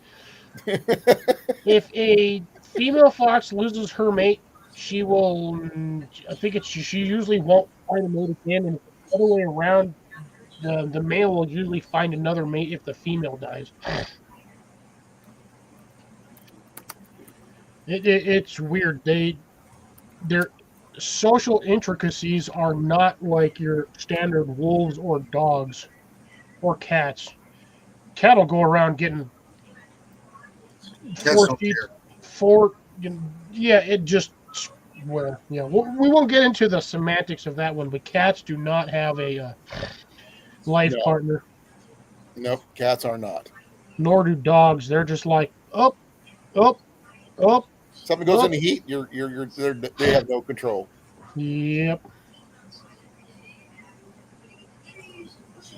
But again, you would think that would be the same way with wolves and foxes because they're technically, a fox is a subspecies of a dog. Well, They do mate for life. They're also monogamous and mate for life. They do. you got to remember. I don't know about red ones, just the Yeah. gray ones. Yeah, you got to remember that wolves have a hierarchy. Okay. Yeah. Alrighty. They have a pecking order. That they do. They have a pack bond. Well, yeah, pack, but it's a pecking order. So if the alpha loses to, say, one of the subordinates, the subordinate that wins now becomes the alpha. The alpha now becomes one of the subordinates. And now the new alpha can mate with the old alpha's No, queen. no. Yes. No. No, they mate for life. Hey guys, I'm gonna call it a night. Okay. Are Right, you feeling Jason. okay there, Jason? Yeah, I'm just fatigued. Walking around with the sciatic nerve takes a lot out of you. Any idea? Did they give you anything for that, or anything No. for the relief part? Nope. Nope. Like a hot pad or anything? Nope. You got a pinched nerve? Yeah, and it hurts. Jason, You got a herniated disc, Probably. dude. Jason, My dad you've had seen one of those. Firefly, right? Yeah. You got to get that removed. Yeah. Okay. That way you don't have to worry about that nerve cluster being a weakness anymore. No kidding. Are you gonna be like Mal from Firefly, or what? Yeah, that's what I'm saying. When he Yeah. was in that fight with that guy, he would try to get him right in that nerve cluster, and he's like, and he laid on the ground, and then he got back up. He's like, yeah, that doesn't work on me. I got that thing removed a long time ago. No, he got it shift. I think it's shifted. I think he got it shifted or something. No, he got it removed because he Removed? was he already got that because he got like injured. stabbed There. or something in it. Yeah. Sciatica. You bet. Because it's affecting my right Understand foot that. and my left thigh. So Ooh. Ouch. I think I might need to make me some coffee. I didn't make any today. All right. Anyways, Jason, I'll catch you later. yeah, good night. I All. hope you feel better, Jason. Be well. Night, Molly. I'm just Night, tired. Molly. Good night. I didn't think you'd be the one to bring up a Firefly representative, Cliff. I didn't I realize actually you were a liked fan. Firefly. That was a good one. Yeah, me too. The series was good, and even the movie was good. I'm sorry. I fell in love with Jewel State in that TV show.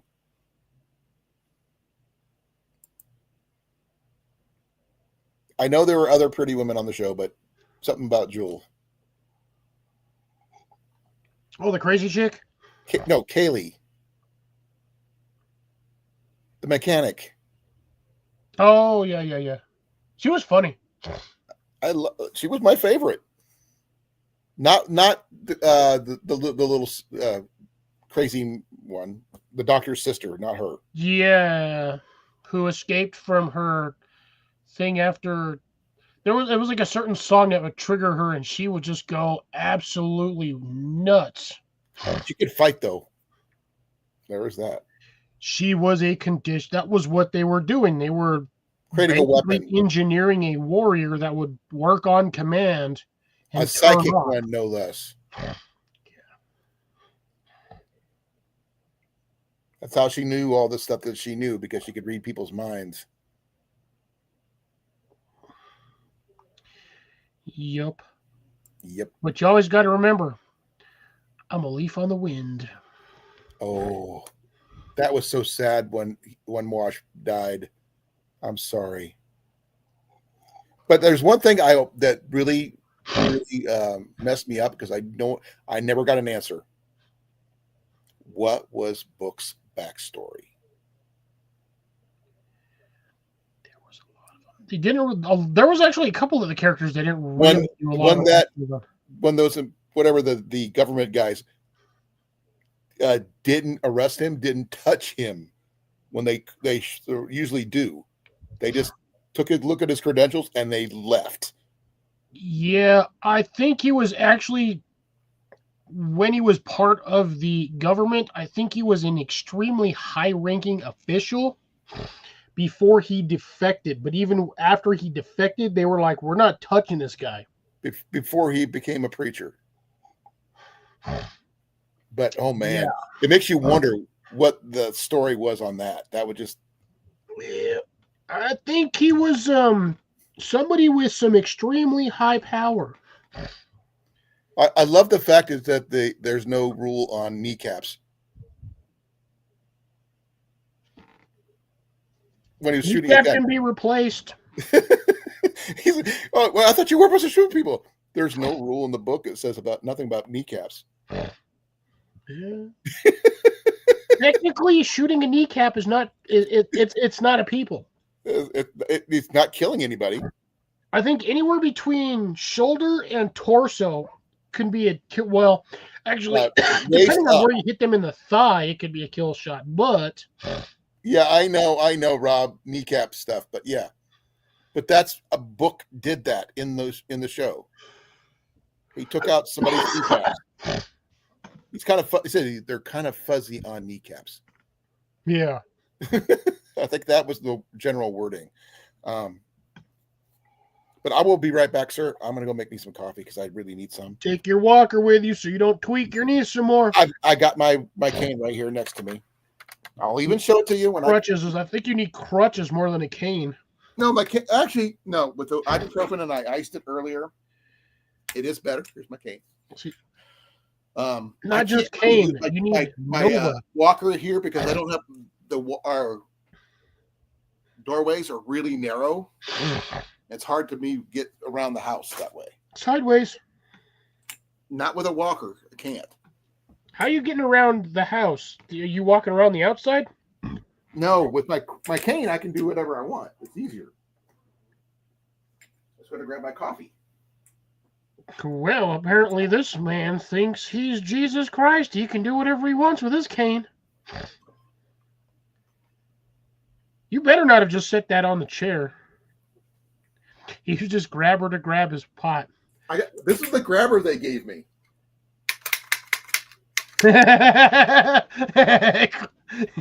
Rob. Oh, shit. What did he say? I couldn't see it. Oh, that comment's got me dead. What did he comment? What did he say? I didn't see it. He goes, if you fall and break your leg, Colin, he says, don't come running to us for help. Oh, my God. That's an old mom thing, right? Rob, he ain't going to be running nowhere. Oh, you're going to hear me screaming. You're going to be crying on the floor like a kid who stepped on a sticker. Oh, shit, that one has me dead. Oh, man.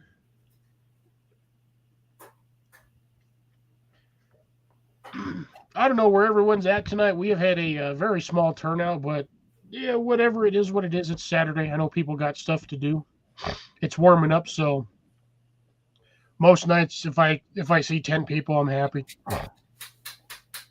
Sadly, I think we only got up to 8 tonight, but hey, you know what? That's still 8 people watching my dumb ass.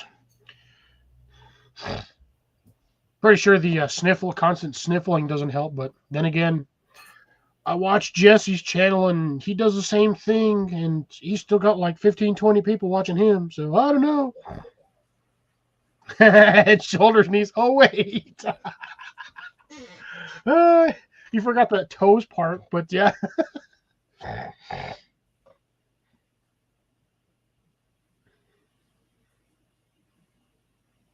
So if he's got to take a break after a couple of minutes walking, how would it be appropriate to say that he's going to be taking a knee?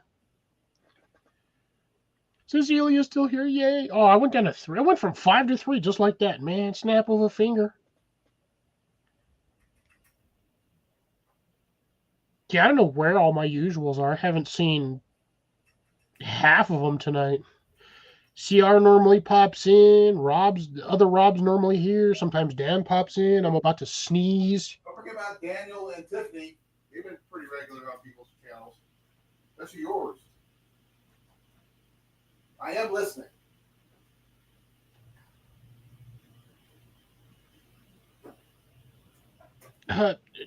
No, Rob, at this point, Colin is now an Elven Ranger named Legolas.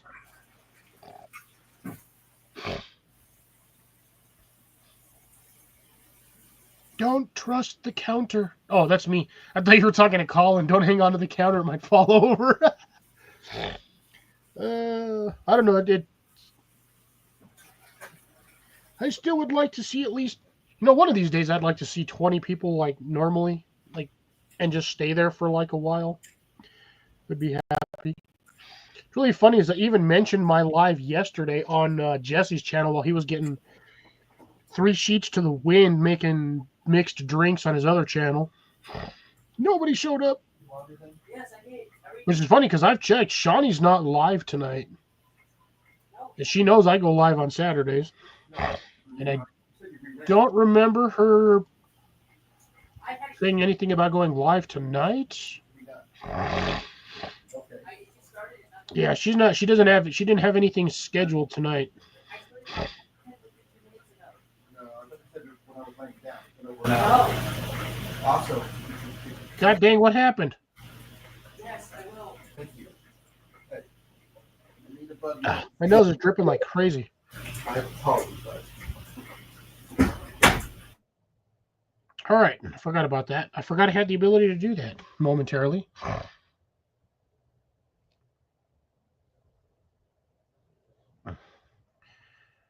Oh, Deb is here. Welcome, Deb. Rob, you got strep throat or what? What happened? Oh my god! Oh my god! Oh my god! Oh my god! Same shit yesterday.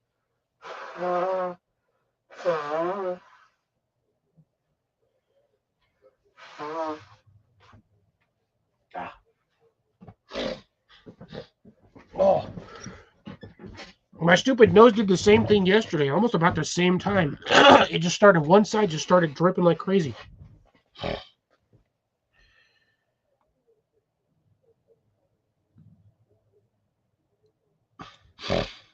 I've never understood why they call them baby showers. Like, nobody washes babies when they go to those things. And it's not like babies just rain from the sky. Which is why I've always hated the term raining cats and dogs. It never made any sense.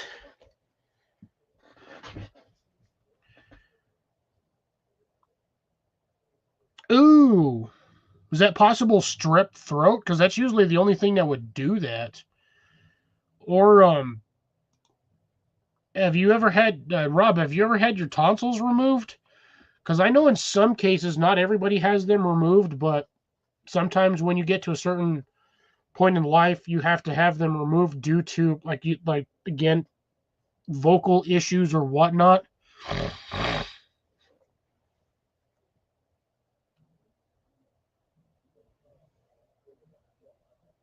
Gotcha.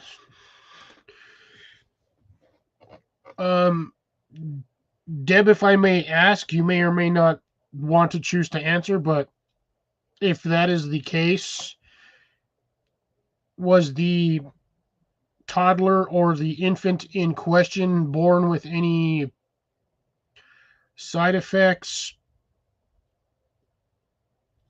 debuffs? If you're a D&D fan, it's a debuff, or anything sort of similar to like that?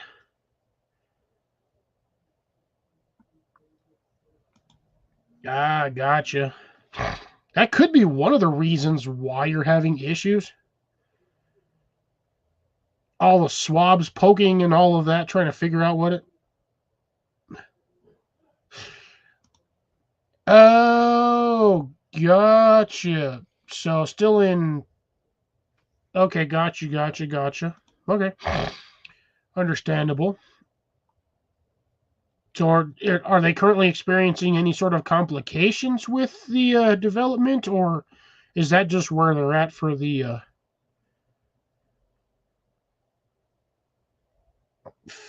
I was about to say 30 weeks. That's 52 weeks in a year. That kid's almost due. Still baking?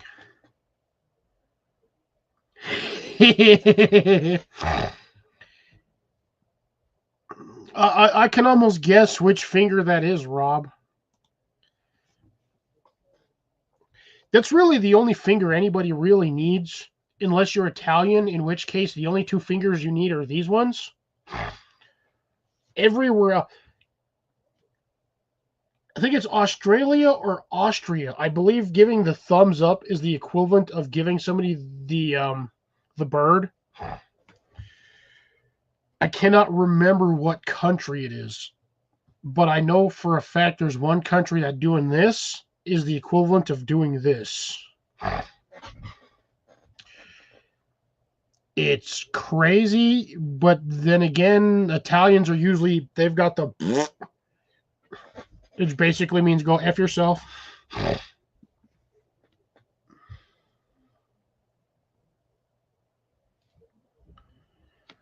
She has some slight problems. I hope it's not going to be a complicated evacuation. Yeah, we'll just call it an evacuation.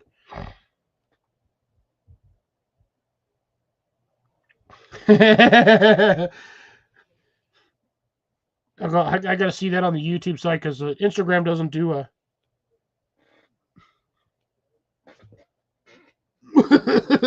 No, that's just usually when they're angry they do this.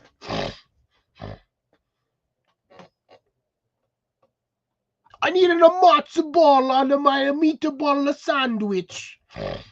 Sorry, I had to go there just for a brief moment.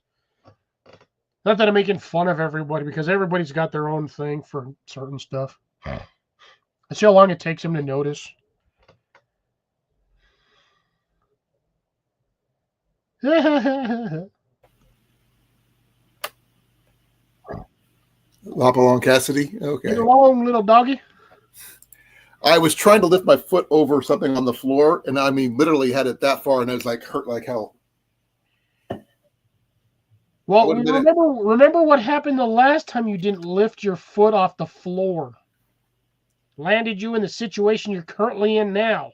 Actually, no, that was I tripped over a hidden cord underneath some cardboard dividers that were because you did not lift your foot off the floor. Because I didn't see it. It was not visible. Visible, invisible. If you don't lift your feet, you're going to trip on something. You weren't there, so. Just like an alcoholic trying to walk upstairs. The first one they miss, they're going to hit the floor. No, this one here had a pile of cardboard dividers that the night crew had just thrown on the ground for no reason. And the cord was not even supposed to be where it was at. Hey, Deb. Sorry I didn't get to say hi.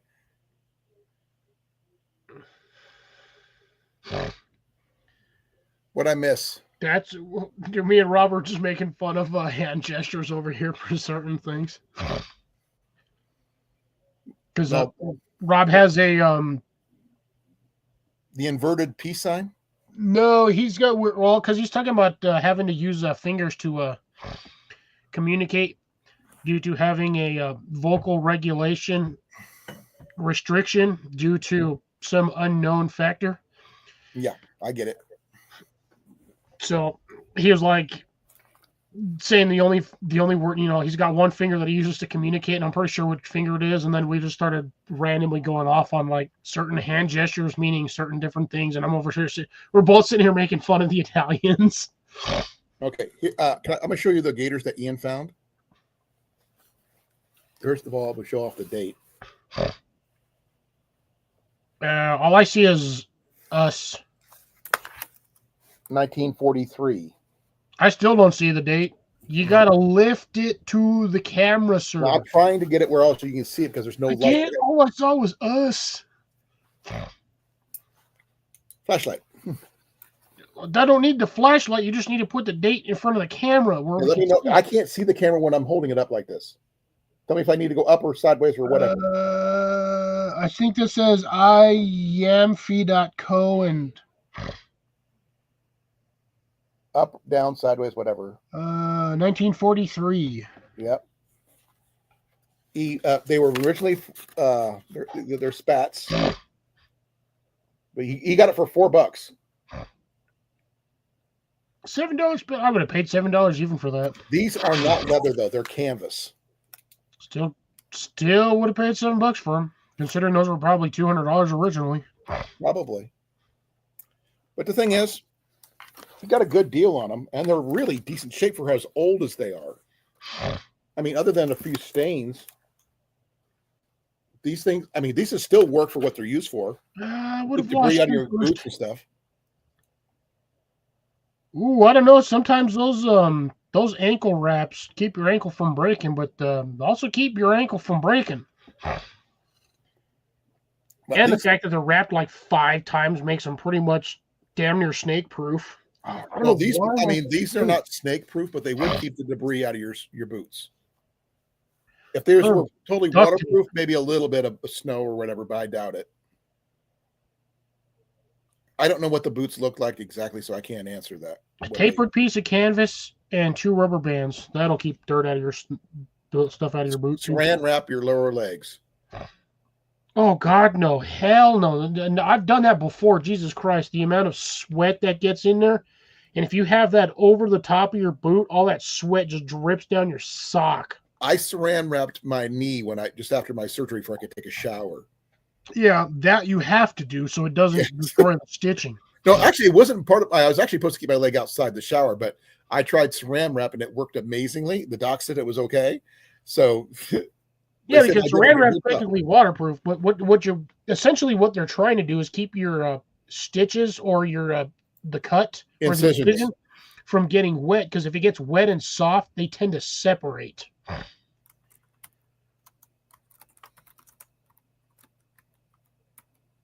Yeah, a gallon of milk or even more than that. I actually have ankle wraps that go up to 5 pounds. And 1 year for a specific job that I had, I wore them suckers every freaking day on top of my boots. So each one of my legs had like 7 extra pounds attached to it because standard steel toe boots are freaking heavy. Tell me about it. I haven't even touched my work boots since I got, on workman's comp. They've been sitting over on the other side of the room. Yeah. But they're technically not steel toe, they're composite toe, but it's the same thing. No, composite's usually a plastic or a polymer. Yeah, but they're still pretty heavy. Yeah, they're heavy duty. They're designed for it because with the polymer, when those things bend or compress, you can pop them back out and they don't crunch your foot. With a steel toe, if you ever have something super heavy land on your foot, you're severing your toes. To cut the front of your shoe off to get your foot out. I think Mythbusters did a whole episode on that kind of thing. Steel toes are both, so they both have their benefits, but they have their drawback. If anything hits on the back side where it goes over more or less the arch of your foot, if anything collapses that section, you're effed. I've dented my smash it into previous boots foot. before this one. They were actually steel toe, and I have actually damaged them before at work because of the. It may sound weird, but a case of wine is not light, or a keg. In this case, it was a beer keg at the time, landing on my foot. If it lands in the right spot on a set of steel toes, it will collapse the backside. The cone in the front where the toe box is at is fine because of the way it's designed, but it's that back section that arches over the foot. Anything that lands on that collapses that in. You have to cut the front of your shoe off to get your foot out. Yeah. And if your boots are $300, you just lost a $300 pair of shoes that you now have to go buy again. It's not fun. Now, as Rob and I are saying, these right here would be great for hiking nowadays. I would say yes and no. It would keep the stickers from poking you, but Jesus Christ, Canvas is going to pick up every sticker possible known to man. Well, I was telling him before I would do that, I would say I would re-waterproof it because it probably hasn't been re-waterproofed since 1943. So IRS, that was funny. Yeah, those ones would be good for hiking. And the thing is, you got a good price on them. I had steel toe because I was on the light line, Grace. Yeah, see, that's where you would have the composite boots, which are like a polymer. You ain't got to worry about electrical. They didn't talk about polymer or those kind of things when I was back in the.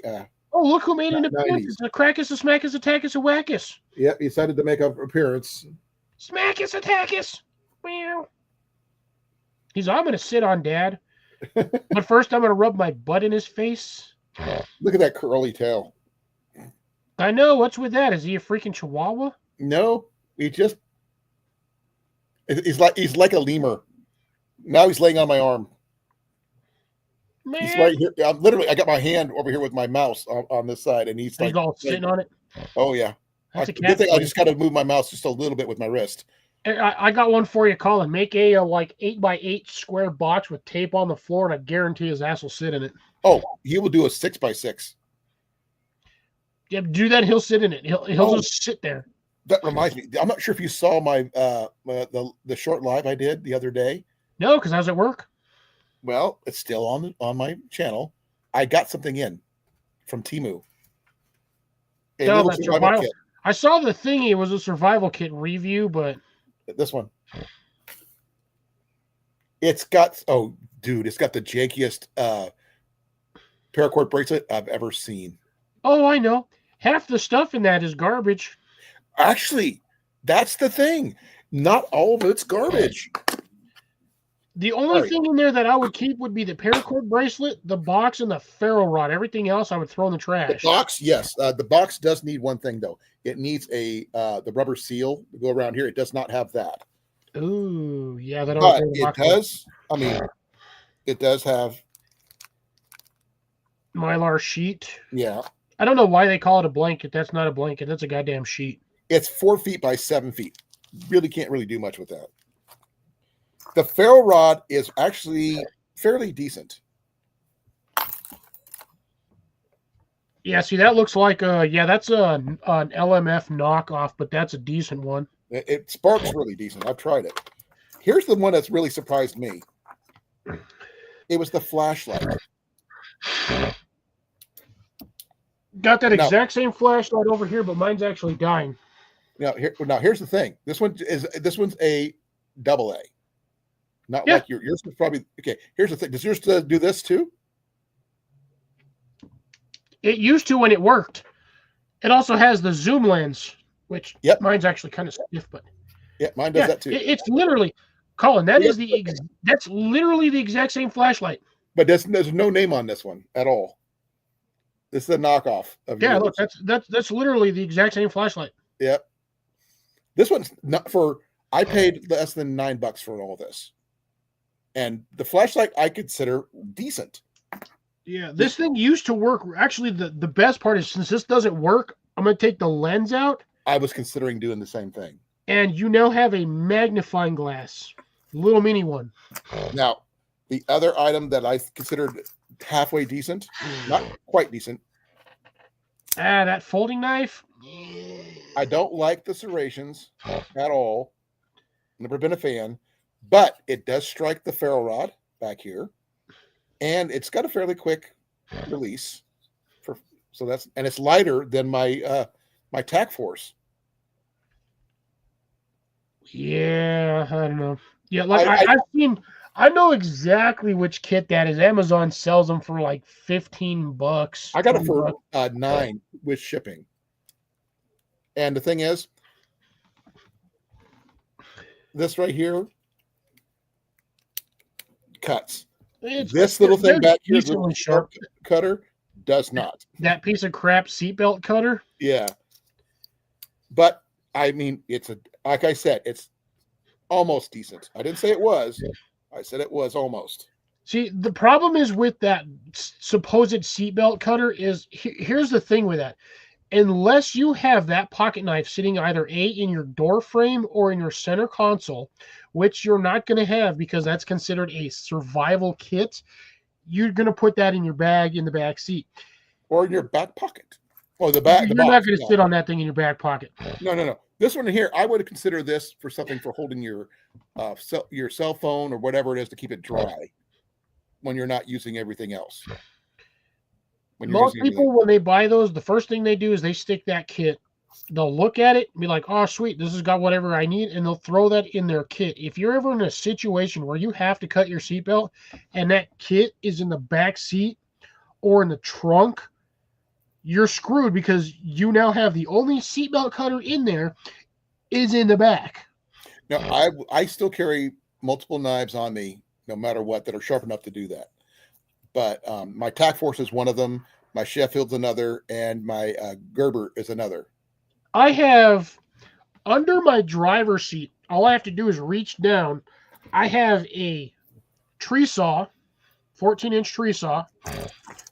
I have a pair of channel locks. Oh, those things are garbage. Yeah, You're better I off know, taking the I know, D-rings I off know. and throwing the rest of that crap away.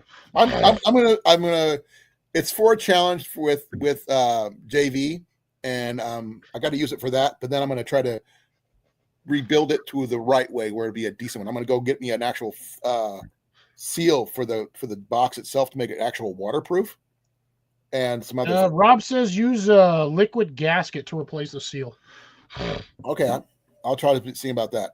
Or The one thing that actually surprised me was this thing. Yeah, that's probably the only other item in there that's actually worth a crap is that It's a train dual whistle. chambered whistle, Yeah, train whistle. and only thing I was wondering is this made of magnesium or not? I don't think it No, is, that's probably galvanized aluminum. but still, I like the fact the dual whistle thing, which beats the one that's on this piece of junk. That one does work. The only problem is that compass ain't gonna work with crap because the striker is metal. No, here's the problem I have. It's not the striker. It's not the compass. It's the freaking clasp. It won't lock. It doesn't lock at all. Yours is it looks like yours got when it was. So here's the thing. There's an easy way to fix that. Warm it up. You can use like a hair dryer, warm it up, and then just spread the clasp just a tad spread bit. these out? Yes. Okay, Because what if I put it them looked under like hot what water? happened is they got hot and compressed, and they stayed that way. Well, okay, I could put in what I'll probably do is try to Yep. steam it instead, because I could use a tea kettle for that. Because right now I could not get the thing to clasp to save my life. Hair And, dryer works. If you've I got a don't heat have a gun, you hair can dryer. do that. I don't use a hair You're dryer. telling me Jenny does not own a hair dryer? No. She towel dries. But yeah, But, warm like, up. I didn't even know this plastic piece and came off until But this actually does spark a really decent, surprisingly enough. It does, but again, you're looking at what, half an inch max, so you have to be really damn good with that. Oh, obviously. Like I said, that's why I like this other one better. The fact that it does have this, and I really like the spark on this one. It does come with a decent striker on those ones. Even It's this essentially is a actually pretty backup to a good. This backup. part here is actually pretty decent. Yeah, that's what I'm saying. That's a decent striker. And But again, I really, really wish they would stop putting bottle openers on survival gear. okay. On that note, That stuff pisses me off more than anything.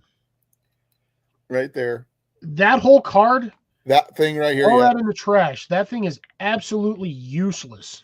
By the way, this little piece right here, that's a false edge, can be used with your striker for having a better handle for your striker.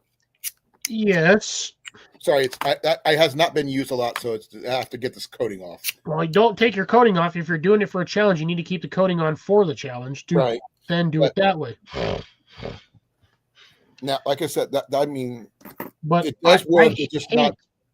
I've always hated those supposed multi-tool credit cards. There is no instance in which case you're going to be able to use that and actually have it be of any value. Well, this right here is another of the items. Is a bottle holder. Yeah, water bottle clasp. That one would be decent. Okay, here's what it does. This is the cool thing. I know exactly what it does. That goes around the collar of a water bottle, a standard 16-ounce water bottle, and then you can attach it to your pants. Well, what I was thinking about you could use it for, if you got a decent water bottle, like a smart water bottle or whatever, the one thing I didn't realize it did, because this thing not just has a snap, it's also Velcro. Yeah, it's a double security. With some of the cordage, not the cordage around the card, obviously. This, you could put that like that, wrap it around a tree. You can have your water up off the ground where you can get to it for whatever reason. But that, I mean, this actually, it may have a use. I've never used one, so this one remains to be seen. I don't have any issues with that yet because I've never used one. We already mentioned this one here. We already know what about these things. It's not quite beefy, but who knows? Remains to be seen. The carabiner, not for climbing. It actually says so right there. Yeah, that's because a lot of those, the maximum weight on there is usually around 25 to 65 pounds. Now, it would be good for like securing something from cordage and stuff like that. And, it does do it's got a fairly good stiff spring for that. Yeah, that one probably, it should tell you on there what the limited weight ratio is on there. It's got nothing. That one's probably 65 pounds, maybe 45, but I would say about 25, just because I'd rather be on the if safe if, side. if it's got the threads on there to lock it on there, you're probably looking at max maybe 45, I'm guessing. Yeah, it's fairly stiff, It's but a I don't want carabiner, to press it. But that's an idea. I'd like to see you try to bend one of the Walmart ones for like $1.50. You're not going to do it. Now, here's the one I'm trying to figure out. You mean that janky garbage pen? Okay, it writes. I tested that part. Now, this is so beefy up here. What do you do with the rest of it? Is there more to this that I don't know about? Well, the back, that's a window breaker. Yeah, I get that. There's one on the knife too, so I don't need two. And the knife, the thing just twists open and close and things. I thought there might be a knife in here somewhere, because I would think that would be interesting if it was. Holy cow! Look at the cartridge on that thing. Yeah, that's just a thick cartridge. I mean, it'll last you a while. That cartridge will probably outlast 3 or 4 standard Bic pens. I mean, that's about all I could see for it. I mean, other than it's got the belt clip, the clip on. There you go. That's exactly why it's there for. Kubotan for self-defense. Yeah. Okay, I don't know how to use one of those, but Colin, hold the pen like this. It's basically like stabbing somebody with a freaking fork. Okay, that's what a Kubotan is. Okay, it's like okay. Just the thing is, I've never done that kind of. It's not my martial art. Mine is archery, but yeah. Rob, that actually makes a perfectly good point. I've never actually considered doing that. Hiding a couple bucks inside? Yeah, just roll up like a $5 or $10 bill up inside around the. Or even a 50. Yeah, wrap it around the. It doesn't have a lot of room. It's got room for one bill and one bill only with that around that cartridge. Yeah, your best bet might be a 50 or 100. Now, I don't know if there's any room. Yeah, there might be room in there. Only way to find out is to do it. I don't have any bills on me at the moment. Thing is, why would you need? That's because you just paid them all off. No, why do you need a waterproof seal? To keep the pen from getting wet. Okay.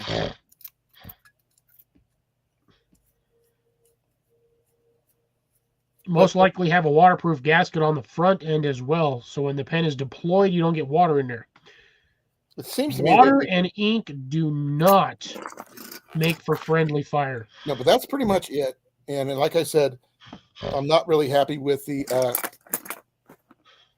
with this part here. I mean, I'm sorry. You spoiled me, okay? You did. I'm sorry. I've told even Tyler, like when Tyler, so like this was just a thing that I told him. So Tyler got one Christmas. His mom gave him one of those Ozark Trail survival kits that had like a little mini axe. It had the paracord bracelet. It had a little like 50-foot of paracord or 25 feet. Had a couple of other things. At the time when I told him what I told him, I did not know that he got that as a Christmas present from his mom. I straight up told him that basically everything in that was garbage. The only thing that's worth a crap was the paracord and maybe the axe. And then he told me after that was a present from his mom. And I was like, now I feel like a dick. Oh, I saying that. But like I said, for the money I spent on it was less than $10. This right here, I consider worth it. The flashlight is worth it. Yeah, because it's got a high, low, and a strobe. I mean, that itself is a couple bucks on its own, just by itself. You can pick those up like a 10-pack for like $8. Here's the funny thing, though. With the zoom on that thing, the LED on there is a square. Oh, so it looks like a little thing from Space Invaders type of thing. Yeah, I saw that. It's like a little square. So when you zoom in and out, it only does it when you focus the beam to a singular point. Yeah, it gives you 3 lines in a line across the top. Yeah, it's like really funny. Yeah, you get do it on in my hand. That's the only time you get to see what that's actually what the LED lens looks like. Right. Because I can see the same thing on mine when I zoom in. It's It's a still a really square good. I mean, it's LED. still pretty bright for what it is at the distance. Oh, it's not bad. The only problem is I've had mine so long that it actually stopped working.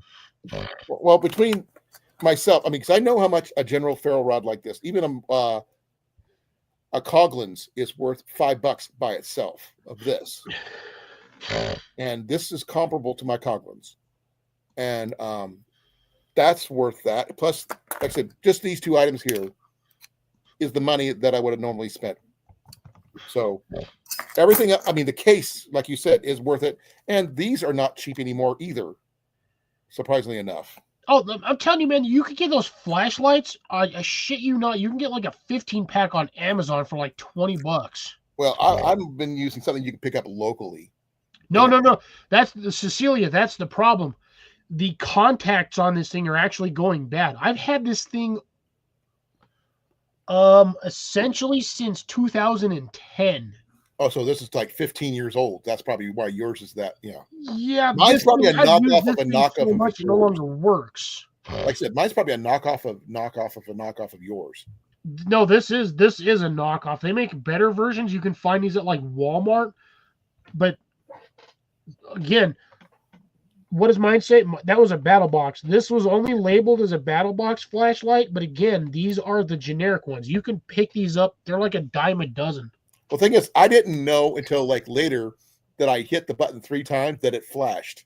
Yeah, it's got a low, a high, a high, a low, and then strobe. Yeah.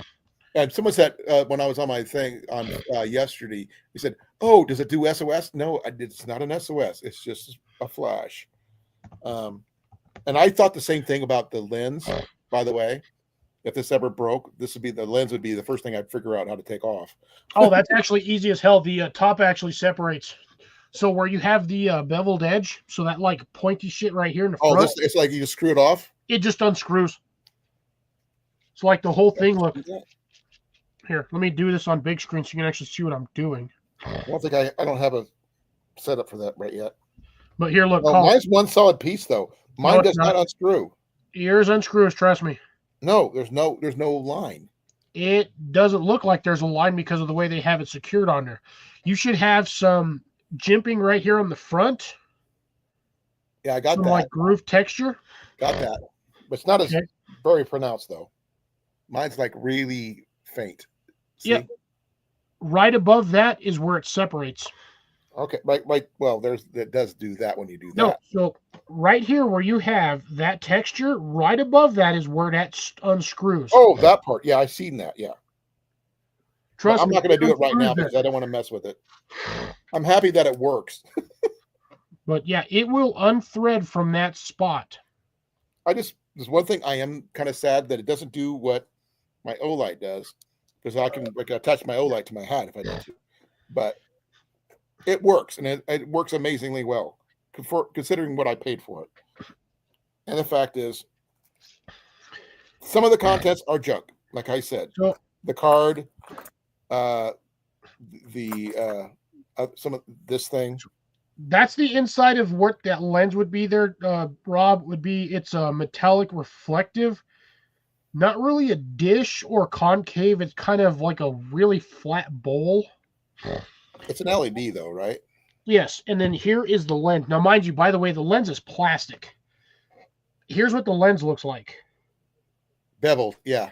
It looks like an eyeball. It's flat on one side. It's got an edge on there, and then it's rounded on the front. If you can find a way to keep that in the little housing, give you something to hold on to. Unfortunately, it won't unless you glue it into this. And I would think you might be easier to handle if you did do that. Well, unfortunately, it doesn't sit in there without being taken apart. Now, you can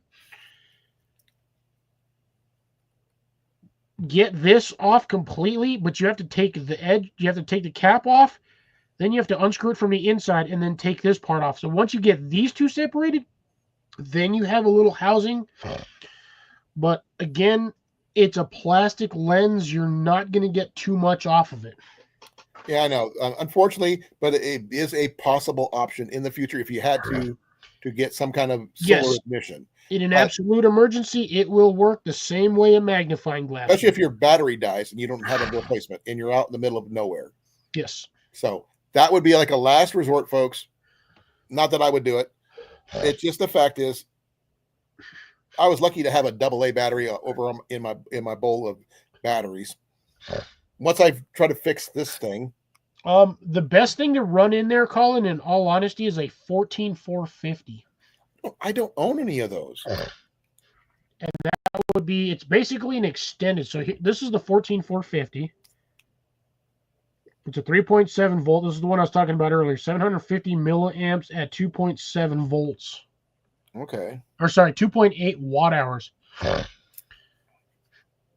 This fits in there perfectly. The only thing is you need an insert sleeve. Easiest thing that I've found for making these insert sleeves is to cut like a 1.5 inch piece of sprinkler hose. Mhm. That black PVC hose. You just cut a line in there and cut that at about 2 inches. Slide it around the battery and shove that in there. Fits Okay, that perfect. gives you the spacer you need. Okay. Yep, you basically need a spacer because if you don't, because normally with these ones they come with the original one that comes with it is like this weird. It comes with a standard, like it's normally a AA, but that gapping in there is way wider than a AA. Yeah. Yours is mine's a little different, but not by much. It's exactly the same. I just don't have the light spectrum to show the inside because of the way my light's set up. But I'm just using a simple energizer. Energizer will work, but you still want to wrap it with something to keep it from wriggling Doing that? around in there. Yes. That's why you got to make. That's why you got to make the insert. Well, I'll work on that. Well, like I said, I just got this on Friday, and I didn't open it up until I was on screen. I didn't even cut it open or look at it or anything. So I'm just doing it right. It's got a decent. See, when I have the spring on there, listen. Yeah, it'll still rattle around, but you have, like I said, No, it's not rattling. You just don't notice it, but it'll slide around. Oh, And then it won't I work if may it's not not be able to centered. hear it. It might be because of my hearing. I don't know. But the thing is, I'm like I said, I'm still impressed for what it is. Rob, honestly, like with as small as that light is, that range is a lot farther with the zoom on that, with that focus lens on there, is a lot farther than you think it is. Oh, I'm going across the living room, and it zooms in really well. Oh, I've had that all the way across my neighbor's property. Yeah, I'm up at the corner. I'm in one side of my room, and I'm going to the other side corner right above our door, and it's still really, really freaking bright. That'll work too, Grace. A little bit of duct tape. I think that'd be the cheapest method. It'd probably be the duct tape. Ooh, actually, I got you a better one. A bit of duct tape and a gum wrapper around the outside of the duct tape. What if you do another thing like we were suggesting with the pen? Put $100 bill in there. Well, yeah, that's what I'm saying. A $50 or $100 bill in a pen. But here's the thing with the battery, you wrap the duct tape around it to where it almost fits, to where it has a little bit of wiggle, and then you wrap one or two pieces of gum wrapper on there. What about a rubber band? No, don't use the rubber band because you won't get the battery out. Oh, okay. Here's the thing with the duct tape, fire extender, with the gum wrappers, with the AA battery, you have the ability to start a fire. True. If you put And also gum is good anyway. you have the option of using two fires or getting two fires started. With the duct tape, you have a fire extender. Right. So you're essentially turning a flashlight into a survival fire kit, which I can guarantee most people do not think about. And thank you, Grace, for actually saying duct tape around the battery, because that actually got me thinking. That's actually a good idea, though. I was going to suggest the same thing. And the thing is, this cordage here, great for a necklace, not so much for survival.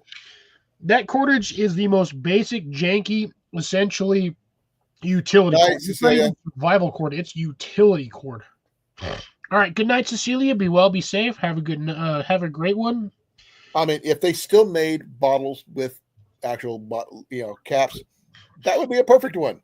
But that's the what it is. The PRT. Yeah, but here's the thing. This is what pisses me off with survival gear. Almost every piece you buy has either a bottle opener or a can opener. I can understand a can opener, but I can a understand bottle can opener. This one is technically a can opener, I think. This one here. Yeah, that's a can opener, but it will also That's a open bottle opener. This one, this hole right here, that's can opener, but a But bottle what's the point opener, of which makes no them? sense. If you're in a survival situation, majority of the time, a survival situation is going to occur when you're in the middle of nowhere. Are you just going to walk past 4 trees and all of a sudden find a 6-pack of Bud Light sitting on the floor that, oh, hey, look, I've got a bottle opener for these? Or what's that with that one with the ice? The ice beer thing, like Smirnoff Ice? Yeah, I think it's Smirnoff Ice or something like that. Like, yeah, you're not going to find that in the middle of nowhere. But So according to the that commercials, requires a you bottle do. opener. According to the commercials, you could just open up any tree and find that stuff. Which again brings me to the point of the Hori Hori. It is a gardening device. It is basically a shovel with measurements on there to help you plant for spacing for bulbs, plants, and seeds. Right. Why is there a bottle opener on that? I'm not sitting out there in the damn garden with a freaking 6-pack of Miller Lite popping that open while I'm trying to plant plants. I mean, I can understand if it was opening up something like for a fertilizer container or something like that that would go along with the plant situation. But that's about it. I mean, I actually like those knives because they make really good for sanitation purposes.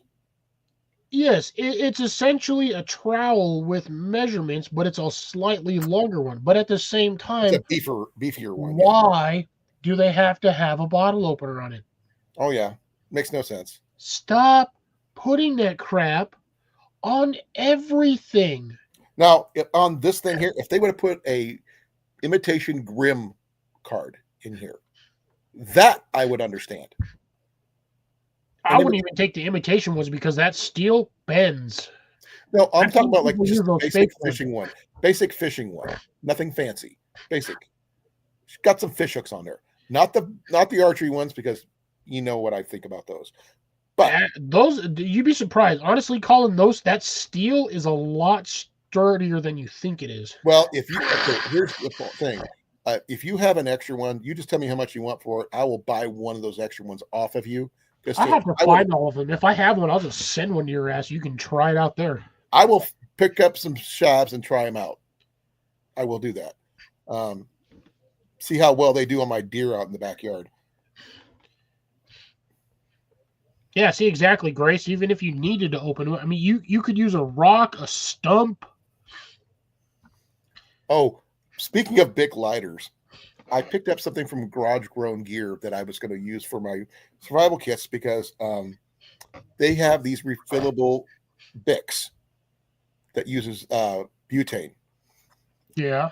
And I ordered it.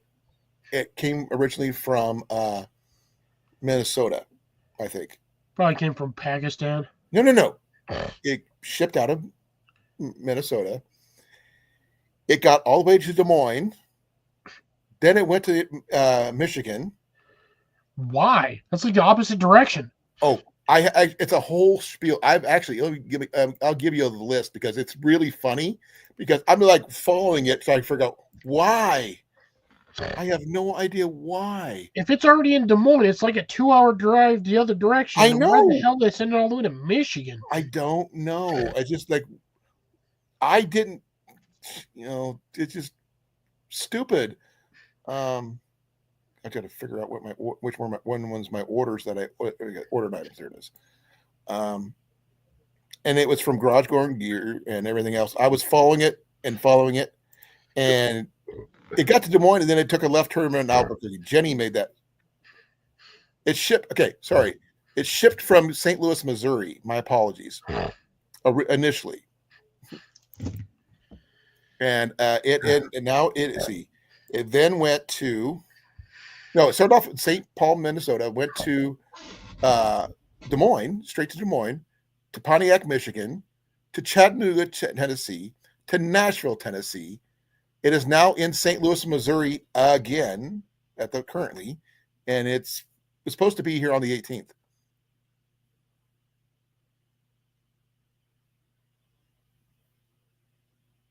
I double checked my addresses and my everything, my zip code. It's all right. It's just it's now in St. Louis. I can't hear you. That doesn't make any sense. Why it's in Missouri? That's not even anywhere close to you. You got to Des Moines, and it just basically took a left turn and ended up. Now it's in Missouri again, and thing is, this thing was less than $6, and it should have been here in a couple of days, and it just got to Des Moines, and it is sidetracked.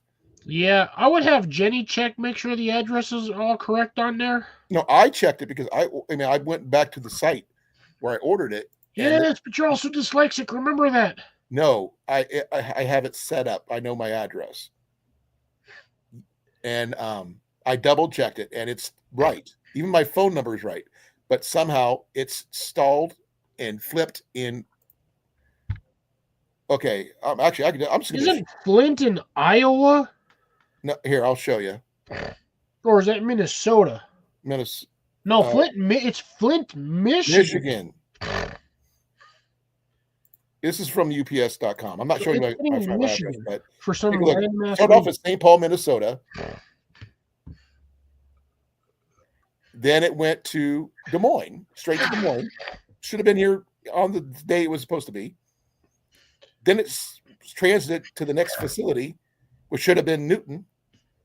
Then it went to Pontiac, Michigan. Yeah, I don't understand that. How is it every time you get something mailed to your house, it takes like 3 weeks? I get stuff mailed to my house and it's there like 5 days later. This is the first time something like this has actually done this. I just think it's funny that it's something, the survival kit I ordered after that, and it got here faster. My whole freaking 2-week survival food, I ordered it and it was hit my house 5 days later. Well, like I said, then it went from Pontiac, Michigan to Detroit, Michigan to Chattanooga, Tennessee to Nashville, Tennessee. I've never been to Nashville. I've been wanting to go, but my mail's been there. Now it's in St. Louis. Makes no sense. No, that really doesn't. Why would it go from Minnesota all the way down there in the first place? It was somebody did something. UPS is drunk. My mail is drunk. But for 2 freaking refillable lighters, that's it. It should have been a little flat package. I could have sent that in a bubble mailer. That's probably what it should have been in. But I don't know why it didn't make it there. But I've been tracking it. I'm getting more fun with it, just watching it where it's going, because who knows how many places it's going to go before it gets to me. That package has made it to more states than you have. I've been from ocean to ocean, but still, I've never been to Nashville, Tennessee. On an airplane or driving? I drove. Or high on meth. It's probably one of the two. But the thing is, it's just so weird that my little package is making more traveling time than I have recently. And this thing here, 3 days. Done. Yeah, so it's baffling. And this came from Temu. This came from Temu. That's why. And I thought the Temu ones usually come a lot, take a lot longer. And no, all the stuff that Jason and Molly have gotten from Temu usually within like a week to 10 days, like max. And this one actually didn't take very long for that to come here. And I'm actually kind of impressed with what I got for the price I got, but it's not something I would really survive on or anything. It's good. It's just for an overnighter. Half the stuff, I'm telling you, half the stuff in that kit, throw it away. Oh, I will have it for the challenge. Doesn't mean I won't have my gear in my truck. The knife, the ferro rod, the small amount of cordage, the whistle, and the pen are about the only things worth on the Mylar sheet. Don't forget this. That's if that Mylar sheet is actually decent. Okay, this one here is one of the few things that actually has a name on it. It's called and it actually That has don't mean shit, in my opinion. that, and it actually has a size in it. It didn't even get the large size. I got the little tiny size. Because That's I've like seen- it's like 52 inches, 51 inches. That's it. on the 51 inches, Mylar like sheet, it 78. depends on how much aluminum covering they've had. Right. I don't know if you remember a couple of years back, Joe Robinette did a video where he was he took out like 4 or 5 of those things to make one of those Ray Mears survival shelters. Right. And 3 of the blankets or sheets that he got for those Mylar ones Mm-hmm. were like 60% covered with the reflective material. The rest of it was just clear plastic. Plastic. Yeah. You would have been do a lot better with just taking some silver spray paint on it. Well, again, 5 of those packets, they're like that thick. They take up almost no space and they weigh virtually nothing. Yeah, that one is actually about a quarter of an inch. Yeah. You're looking at 5 of those, and that's what he was taking out there to make a survival shelter with. And he got hosed on that because whoever he got them from or the manufacturer just did not do quality control check. Oh yeah, I've got the part of the challenge is $100 Temu challenge. That includes, surprisingly enough, shipping. I wish it didn't, but it does. So yeah, Rob, that's just I'll get to that in a second, but yeah. So yeah, your package has fallen to the wayside. It's taking its journey on its whatever, but yeah, this is what Rob best use for those sheets is. Yeah, that's majority. I of was the time, considering doing that's that. What they use them for. One of the items that I was trying to pick up from Temu is one of the basically another little wood gas stove. And I was going to put this behind it. That way I'll have something to cook off, not just cooking on the ground, but something I can cook on as well. So this is going to be just a fire deflector. I mean, I found a tent, sleeping bag, sleeping pad, an axe saw combo. Don't get it. It's crap. It doesn't have to last forever, dude. It just got to last me the night. This is part of that video part. My gear is still going to be in my vehicle where I can get to it. I'm not stupid. Now, only thing that's going to be hard on me though, because I'm not going to be able to use my cot for my knee. So I'm going to be sleeping on a sleeping pad on the ground. It's basically going to be just an airplane. Wrap your knee. Oh, I'll have my knee brace. I am not going to be dumb. I'm going to keep with one item, which I already told everybody. I'm bringing a folding chair. I don't freaking care if it's part of the challenge or not. I'm not sitting on the ground. I will not. But I'll do whatever I can. I mean, I'll make a little thing to hang my food over and things like that if I need to. But yeah. Oh, wrong one. Hold on. Second. Rob's got me dying over here on this one. Bite me, Rob. I'm using I'm using my lightest words for you right now. This guy here knows what I think about bow drills. Yeah, and the funny part is, I was supposed to get him to try to do one when we did the meetup 2 years ago, and we never had the chance to do it. You never cornered me enough to do it. Now, I got a weird question for you. That freaking bow saw, could it be used for a possible snare? Or is it No. too rough for that? It'll snag on itself. It won't even close. Okay. It was an option. It was an idea. If you took the rings out, you could probably use one of the rings as a loop end for a snare, but you'd have to have a spring, like a static spring snare. Right. But that's the only thing. The bow saw wire itself, you're not going to do a snare out of that. It'll get stuck on it'll get snagged. Like I said, this thing here, I think the cordage is the best thing of the whole thing. Yeah, I hate to tell you, but you're looking at maybe 8 to 12 feet of cordage. I don't plan on using the cordage because one of the things, part of the challenge is creating shelter. One of the things, here's my list of stuff that I've picked out so far. Okay, the axe saw combo thing, the stove, a mess kit, a tent, a $2 dome tent, a sleeping bag, sleeping pad, and a tarp to go over the tent because I don't trust the tent being waterproof at all. Oh man, I didn't even hit. Where are you getting a $2 dome tent? You buying that shit off of Wish? Timu.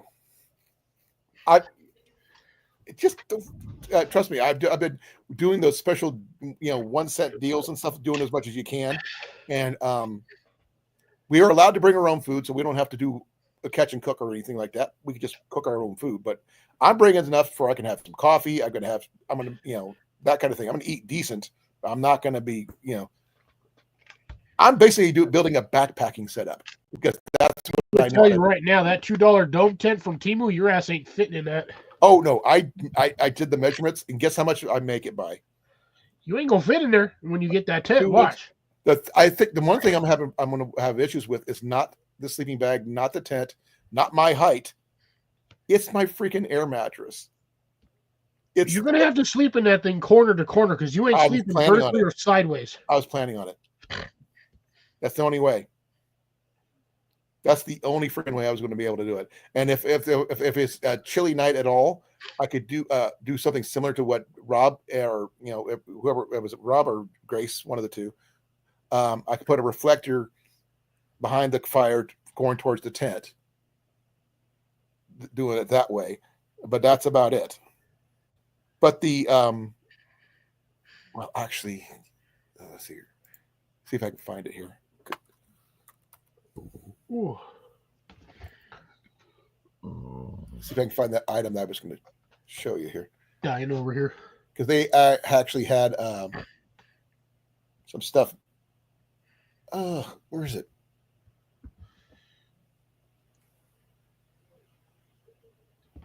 Oh, there it is. I still got to see if I can actually start a fire with on a bow drill style, just using a drill and a dowel. I still haven't done it. Been so lazy about that. So I've seen someone do it with an electric drill. Yeah, that's what I'm saying. Electric drill, a dowel, and a freaking hearth board. Okay, here's the one I was talking about. Okay, so I'll show this. Yeah, that looks like a Schrade axe to me. It's a knockoff, obviously, but yeah, you've already got the saw, so that's actually probably one of the better ones. That's why I picked it. So you got it does have its own ferrule rod. It's got its own ferrule rod right here, and that right there, it looks more like a serving knife, more than a knife than anything else. Yeah, but I mean, I find it funny that it's got the gut hook on there for cutting cordage and rope.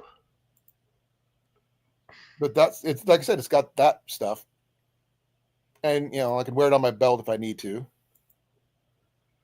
But that's the only reason why I would get this one. That's of all the axes that are in this on this store or this whole thing, this is the only one I would possibly maybe like. Now, see, when you told me you were getting a saw axe combo, I thought it was one of those ones where the axe blade or the saw blade attaches to the end of the handle and to the top of the axe blade. Would you believe I found one of those at Walmart? Yeah, I would not buy one of those to save my life. No. I saw on at gunpoint. I was there with you when we discussed that, remember? But this is the one I was talking about. I mean, the one thing it worked for me because all I would really need, if I get that thing to actually cut down some small branches, enough to keep my fire going, especially if I'm using a actual stove, is the ferrule rod to start the fire if I needed to, but I have one in that other kit. So I have a backup. So that's my biggest thing. 2 is 1 type of situation. But that's it. It's going to be, I'll need to hammer some stuff down, that kind of thing. It would not be something I would rely on. I'm sitting here, I'm kind of laughing. I mean, I agree with Rob at the same time, but Rob, what do you need a freaking maxi pad for? You planning on sleeping injuries. On a maxi pad? It's for injuries. He says tarp blanket pad. He says pad. I'm not thinking sleeping pad. I'm thinking maxi pad, Tampax, something like that, just for the hell of it. I'm not going Rob shit. It was $100 Temu challenge. That's what it was. It didn't say how I was supposed to do it, just that I was supposed to do it. So I'm doing it my way. If I'm going to do as comfortable as possible, that's my way. I figured Most of the stuff I'd give to my nephews as a present when I'm done. That way they could have a little camp out in their backyard. But that's it. Really, Rob? C. Norris? Hey, by the way, say happy birthday to Chuck. I'm not singing him anything because he doesn't have a birthday. He just celebrates not death. No, death celebrates not Chuck not dying and taking over. Yeah, death celebrates Chuck Norris because he doesn't want to get punched trying to collect him. That's why he doesn't die. Oh, I saw an interview that he did on his 85th birthday. He did his own Chuck Norris joke. Have you not seen? Oh God, what are those stupid? He was movies? talking to a reporter about him petting a tiger, and the tiger's trainer said, "Back very slowly, and he won't hurt you." And the tiger moved. Yeah. What was it? Oh God, what he did 3 movies. What the hell were they? He did the Expendables for one. Yes, thank you. The Expendables movies. He Chuck Norris himself in one of those movies. I think it was the second one. The fact that he has fun with it is so amazing. At first, it was kind of annoying to him, but then like he was like, you know what? I'm getting so much publicity off of these stupid jokes. He's like, screw it. The thing is, 9 times out of 10, they're not wrong. He doesn't do push-ups. He pushes the earth away. Yeah. That was one of my favorite ones. The Grand Canyon happened because Chuck Norris decided to swim through the earth. Yeah. That's a good one. I haven't heard that one. But his beard ones are really good. He's got where he keeps his third fist. Oh, yeah. And then apparently Chuck Norris's tears can cure cancer. Unfortunately, Chuck Norris doesn't cry. Oh, yeah. That's true. We're not going to go down this road because if we go down this rabbit hole, we can blame Rob for that. We can blame Rob. He brought it up. Not that the fact is it's fun. Don't get me wrong. Rob, I don't disagree with you there. He's an amazing guy, and he's still in better shape than you and me put together. Well, yeah, you and me put together would look like a rhino. We'd be Or an elephant seal. Probably more of an elephant seal with a limp because of my leg. Oh, God. I got one broken flipper. Probably. Elephant seal going in circles because he can't figure out how to use the other arm. But better than being a manatee. I've never liked manatees. Those things are so ugly. Then again, so is an elephant seal. I think manatees are at least peaceful. So you piss them off? I've never been a fan of Ace Ventura. Sorry. More flapper than flipper. Yeah, that would. Yeah, exactly, probably. Rob. But generally, well, we were talking about the survival stuff, but we get up on a tangent because of Rob. we've been on side tangents since like the beginning because I'm just gonna straight blame you from the beginning of this. We have not been able to stay on topic. I tried to talk about my plants. I did mention my corn and stuff like that. I talked about the first thing I said. I didn't say anything separate. I said my corn. I was talking about my corn. You started off in the comments about you eating shit getting into the car.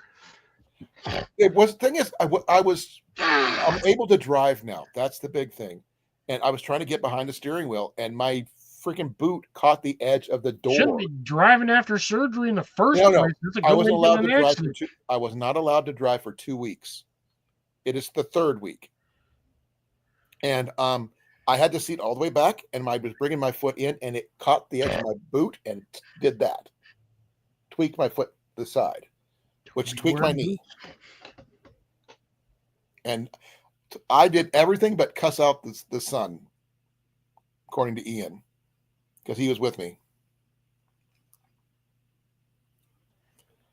And I mean, I saw bright flashes the whole 9 yards because it hurt that bad.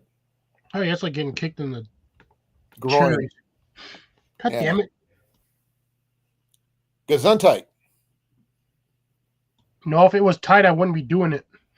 But like I said, I mean, reason I went out because I hadn't been out for a while, and a multi-thrift market thing going on at the VFW called Bazaar was too tantalizing to resist because it was free to get in, and it was at the VFW. Yeah, free doesn't always mean good though. Well, Ian got his gators there. I mean, come on, that's a good deal. Again, free doesn't always mean a good thing. You had to pay for them. It wasn't free. Well, considering buying them anywhere else than right there, we could have paid a lot more money for it. Rob, I would say once you get to about 55, it's triple that. I'm 57. So triple what the expected recovery time is. So if they tell you 2 weeks not driving, go 6. Well, here's the thing. It's Jenny's car. The little thing is a Dodge Avenger. It's like this far off the ground. My truck, I have a handle I can grab on and swing in. I can't do that with her car. Damn, Deb has a bunch of 20 empty 40-pound feet. My butt over into the seat as far as I can. Okay, I'll give it that a shot next time. But I'm going to hold off on driving Jenny's car for a while. I like my truck better. A lot more room to get in and out. A lot more headroom too. Oof.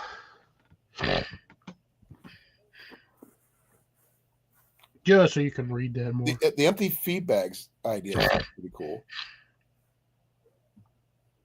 I know somebody who's actually made clothes out of those things. They used to make dresses back in the day out of feed bags. Rob, if he does a squat, he's not getting back up. I can't bend my knee far enough. He's going to squat down, fall over, and just lay on his back for 20 minutes. Oh, no, I'm going to be crying like a baby. And, yeah. My endurance is also gone, too, which really sucks. He says he shouldn't be getting a Jenny's. Jenny parked behind my truck in the driveway, and I couldn't get out with my truck. Jenny was supposed to go with us, but she turned the idea down at the last minute. So she wasn't feeling well. Technically, you're not feeling well either. No, at the time I felt fine. It wasn't until I was on my way home that all this happened. I've been on my feet for a while. I was ready to come home, put my feet up, ice my knee down, and do my other exercises. And just was getting into the car after leaving the VFW is when it all happened. I'm assuming then you had Ian drive you home? No. He did not drive me because he doesn't know how to drive Jenny's car. Need to teach him. He doesn't have his permit either, or his driver's license. I thought you said he had his permit. No, he does not. He's old enough to get his license because he doesn't need to take driver's ed because of that, but he still needs to learn how to drive. But on the way back, we spotted something on a curb find that turned to be, it was a bookshelf, heavy-duty bookshelf, which that's what I thought it was. Turned to be a part of a bed set, but by itself is a freaking heavy-duty bookshelf, 3-tier bookshelf that's really freaking huge. Jenny and Ian had to take my truck to go get because I couldn't. Jenny told me to put my leg up and ice it, and I took ibuprofen. If I would have had tramadol, I would have took that too, but I'm out of that. I had an old one. I had a 4-tier oak bookshelf. That sucker weighed like freaking about 100 pounds. The thing was heavy. Yeah, it's like the black one I have over here with all my gear on it, but beefier. And it's in the back of my truck right now. We're going to be working somehow tomorrow to get it down and put it on the bottom shelves of my basement because he's got these really freaking wide cement. I guess what do you want to call it? A shelf between the wall and the outer wall. That's all cement. So yeah, great place. Weird shelf that's like 4 feet up, and it's 4 feet. It's like 2 feet long from the edge all the way to the back wall. So we're going to put shelving in there so we can actually put gear and other things up there. So that's going to go on one of those walls where we can store more gear down there. Mostly because she wants to turn it into a game room down there. So Yeah, be a decent spot. I mean, it's got enough room down there. It's got a window and a light and a bathroom. So yeah. Ian says I'd make it my own bedroom but it doesn't have a door. They on the floor where we when you go down there, you can see Yeah. where there used to be a door, but they took it out. wouldn't be that hard to put the door frame back in and put a door back in there. I am not skilled in those. That's not my skill set. And before anybody says, "Oh, you can YouTube it," no, you can't. Not the code. It's a door. No, you got to build a wall and a door. They took the wall out too. Yeah. Ian There you is go. actually not interested in carpentry. He likes tinkering, but more with Electronics. yeah, that kind of thing. It's not his skill set.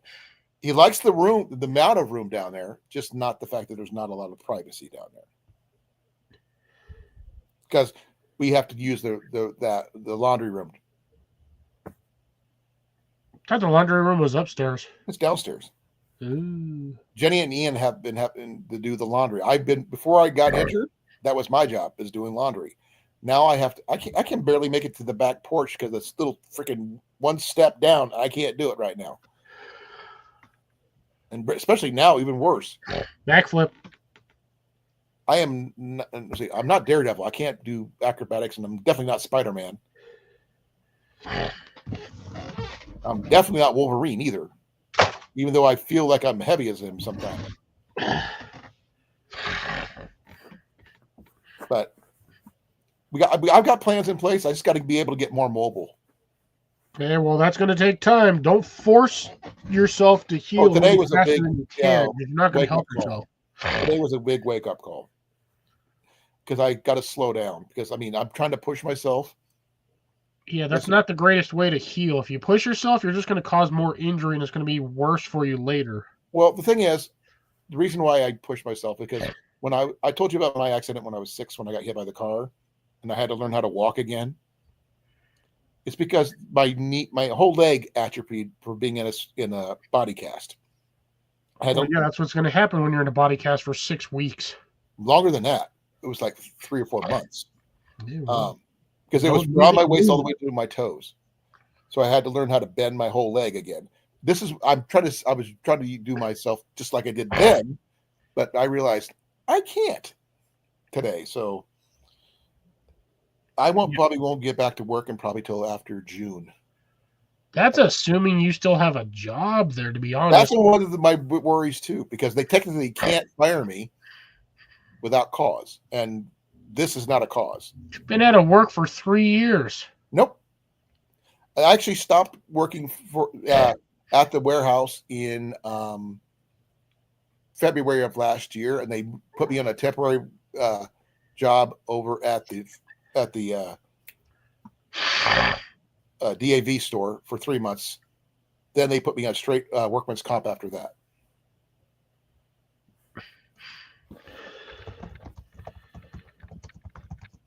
Oh, I'm sorry to hear that, Deb. Well, at least you ain't got European stairs. Good Lord, I swear to God, Europe has the steepest goddamn stairs in the history of steep ass stairs. Well, ours goes like from our kitchen to the back porch, which is like one step down. Then that's where we have our food pantry and stuff like that. Then another step down, that opens up the back door, and then you turn to your right and you go down the stairs, but it does have handrails, which is nice. Goes down to the basement, which is freaking the whole size of the Good house. thing none of y'all drink, because one misstep and you end up in the basement. Oh, I've been forbidden by Jenny and Ian to go anywhere near those. Good, because neither one of them is dragging your ass up the stairs. No.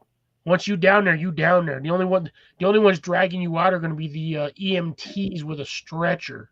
Oh yeah, and a leg brace and the whole 9 yards. Yeah, I get it. And a winch, unless you got some burly. I do the same. I've had only 2 physical therapy appointments. Due to one was due to weather not happening because they were not open due to a blizzard. And the thing is, I've done the pre PT when I first injured my foot, my leg, my knee, that I've used those techniques, but I'm not allowed to do stairs yet in their eyes. Like My Grace said, muscles do aren't strong backwards. enough yet. The reason why you do them backwards is because it's a lot easier to hold yourself up going backwards than it is to hold yourself trying to go forward. Well, the thing is, I have to basically step down with my bad leg and lock it in, then step down, one leg at a time. And yep, I can understand that, Deb. Oof, that's a. We yeah, do that's have a really terrible good. stair design. I do, when I before I had my surgery, I would use my cane along with the handrail to get up and down the stairs until Jenny and Ian said I can't do that anymore, because I could not stand having dirty clothes. I don't care who you are, I need clean clothes. If they're not going to do it, I'm going to do it. For somebody who does outdoor activities, camping and such, do you like change your clothes like daily when you're out there doing that shit? I 'Cause carry more than one set, so I can swap them out. the only thing I carry more of is usually like a shirt, underwear, and socks. I'll wear the same pair of pants for like 4 days. I don't care. I carry here's when you backpack, here's what you do. You have your hiking set, which is your shirt, socks, underwear, and all that stuff. Then you have your sleep set. No, you should have 3 sets. You should have your hiking, your cooking, and then your sleepwear. No cooking. The hiking set is your cooking set. Then you switch out of those before you go to bed into your sleep set. I do have a kilt. Rob, I am not Sean in Alaska. If you don't know who that is, that man wears a kilt almost 24/7. Actually, this weight loss thing though, Cliff, has been a bonus for me because a lot of my garb and stuff that was getting a little bit too tight for me now is a little big on me. A little loose. So you can finally take it in instead of loosening, let it go some out. of my especially my good belts and stuff that I really love. They fit a lot better now. As you can see, a lot of stuff is baggy on me now, but You're getting there. but that's a bonus though. I haven't tried my kilt on yet, though. That's the next thing I need to try. But there's a Ren Fair coming up, and I've been trying to convince Jenny to let Unless that Ren Fair is 6 months away, I do not recommend going in that. It's not until I'd have to look. Give me a second. There's one coming up really quickly. Don't go to that one.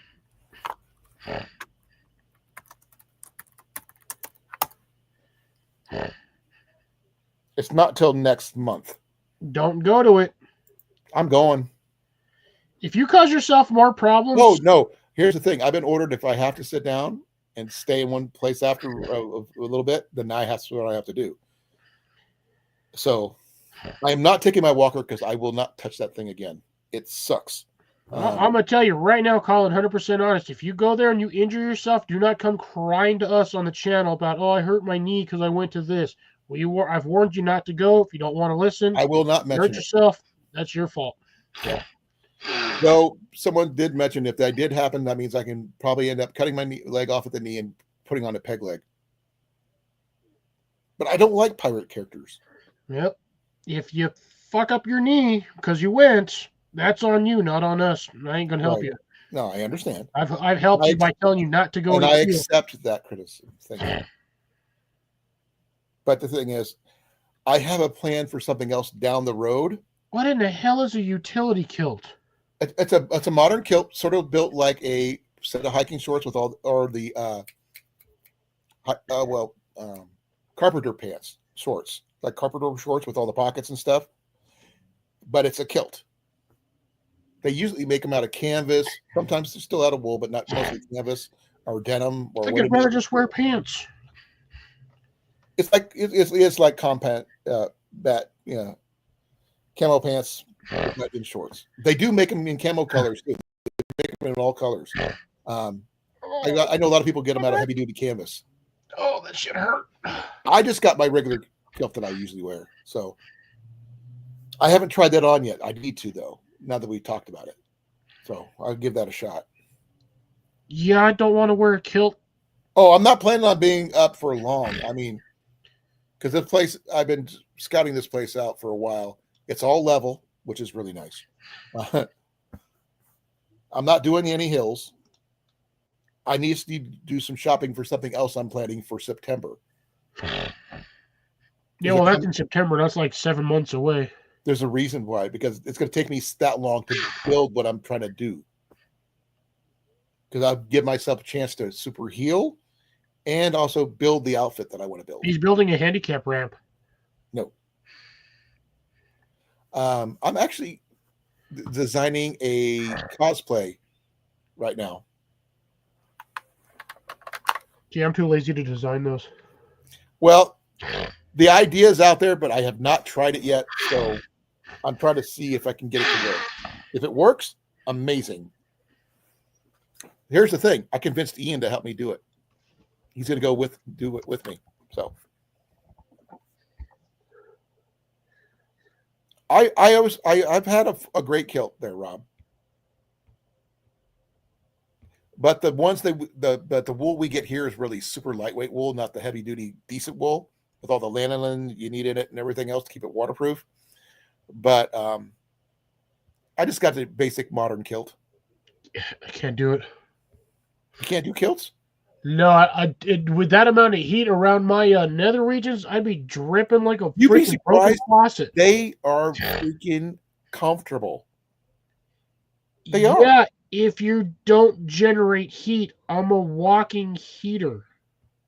Well, we're a little bit cooler than you are in certain time periods, but Even generally, when I lived in Denver, I was a walking heater. The heat just generates. when you awesome. walk in a kilt, you get a breeze going. Breeze or not, I'm still going to be dripping. And it depends on what you're wearing underneath it too. And before you go full on commando, you don't have to. I'm not going full on commando because the minute I sit down and spread my legs, everyone's going to get to see the twig and berries. Nah. You don't believe in the free show, right? No, you want to see the goods, you got to pay for the material. And I know a few ladies that probably would. Yeah, I know. One of them left, went to sleep, and the other one's still in here. Well, Yeah. actually, the other one just gives me flack most of the time. Well, the other one's at work too. Nah, that one's not going to want to. You don't know that. Though I hate to admit this, I think my daughter would. Probably, maybe, I don't know. It's Pepper. Under the right circumstances, possibly. Pepper's been to Ren Fairs too. She loves Ren Fairs.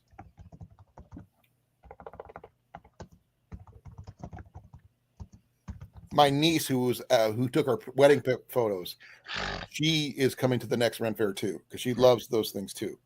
Yeah, I need to go to one. I haven't been to one in like 10 years. Does New Mexico have any? Yeah, we actually do. We have a small one up in Santa Fe. Oh, I may have heard of that one. But it's not as big as your Denver one, obviously. Oh God, no! The Denver one is. I haven't been to a lot of them, but the one in Denver, or AKA Larkspur, that is a huge freaking venue. I personally, when I normally go, I don't go for the shows, with the exception of the musicians and stuff, because I kind of like those guys because they need all the love they can get because they're literally singing for their supper. But I like the archery vendors if I can find them. Ours does have an archery one in Larkspur. We've got about 4 weapon shops, a couple of mask places. One of the things I was thinking about for my cosplay for the thing is I'm doing Ranger Apprentice stuff. It's a Ranger Apprentice cosplay. No one knows the character I'm doing. I've never seen anybody do it, but I'm gonna try to do a closest enough to real without being real, which means I'm gonna probably be using LARP versions of some of the weapons. As long as everything's peace tied. No, LARP are foam. Oh, like Nerf. yeah, LARPing. Yeah, I gotcha. It's the dagger CX combo thing with the sheaths and stuff. That's part I want to make sure it's because I want to be able to pull those if I need to.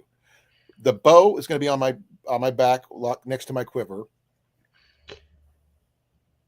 SEA is very similar, but not quite. More fantasy, obviously. They take very big liberties. I mean, yes, I have seen a Klingon in a kilt. Well, the thing is with the SCA is you actually have in Renaissance fairs, a lot of the stage plays is run by the SCA. Stage combat. The combat. Yeah, that's what I'm saying. The stage combat plays. Yeah, those are the a lot of those are actually members of the SCA. And they're very organized. They're very safe. For a while there, I was actually part of that for about 2 years. Really? You never mentioned that. Yeah, I've mentioned that numerous times. I know that Jason's mom was a member. This is the first I've heard that Grace went to an event, which is cool. I was a member for like 20 years. Yeah, I learned bow staffing through the SCA, but I also broke bow staff. That was an accident. So it was both my fault and the bow staff was actually flawed. Where the bow staff broke, there was actually a knot. Oh, so it severed at the knot. Oh, that happens sometimes, unfortunately. But at the same time, I was still learning to control the impact strength, and I was hitting a lot harder than I was supposed to. There is serious leverage in a quarterstaff. People don't realize. I actually joined because of the archery stuff. You get me with a 7-8 foot staff, and you the leverage is unbelievable. The pounds per square inch when you're levering it is deadly, literally.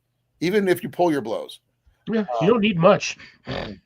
But that's why I do the target archery side, not the combat side, because to me, I don't like hurting people if I don't have to. But I love being able to shoot and see how good I can be for myself. I've earned awards doing it. Sorry for yelling there on that, Rob. Fat fingers, and I'm typing fast. Literally, I was at an SCA war a week before my wedding. So for 2 weeks down in the Lily's War. It was totally awesome. All right, so just to let you know, folks, 1 minute warning. I'm going to be cutting it off here at 10 o'clock. Did you finish your drink? I finished that thing a while. I finished that like 20 minutes ago. Okay. Oh, this is because last time you did a 3. This is the first time you just did 1. I'm not doing a 3. As much as I want to, I don't want to. Being a guest is important. They love having guests. Now, surprisingly, those SCA people they're a little strict, but they're actually fun to talk with. A lot of them are really nice. They will, if you're interested in a topic, any topic, and they know somebody or they know it themselves, they will help you learn that particular skill, whatever it is, to a college level degree. Even with some of them are not college level people, but there's doctors, there's police officers, there's janitors who got college level skill, but it's just because that's their interest.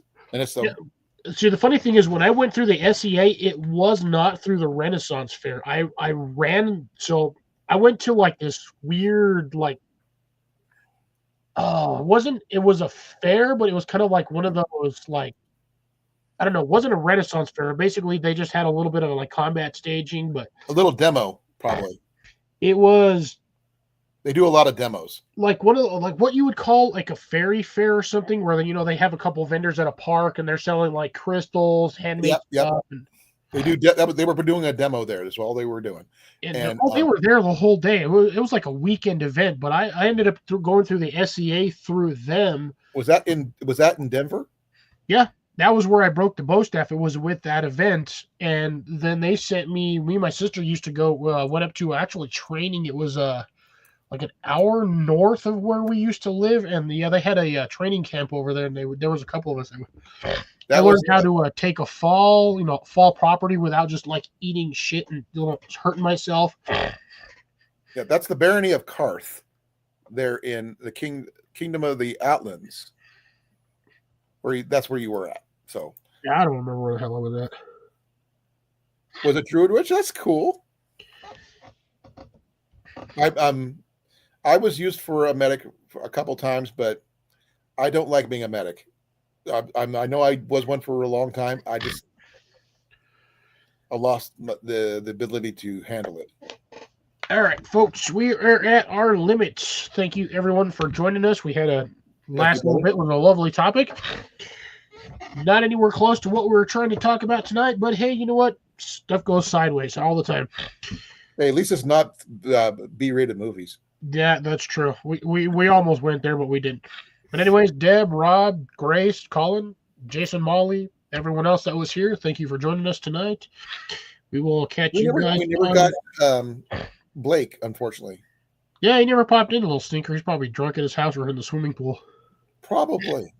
Anyways, folks, you all be well, be safe. We'll catch you on Tuesday and or Wednesday. Have a good one. It's going to be Fox and Outdoors and Colin.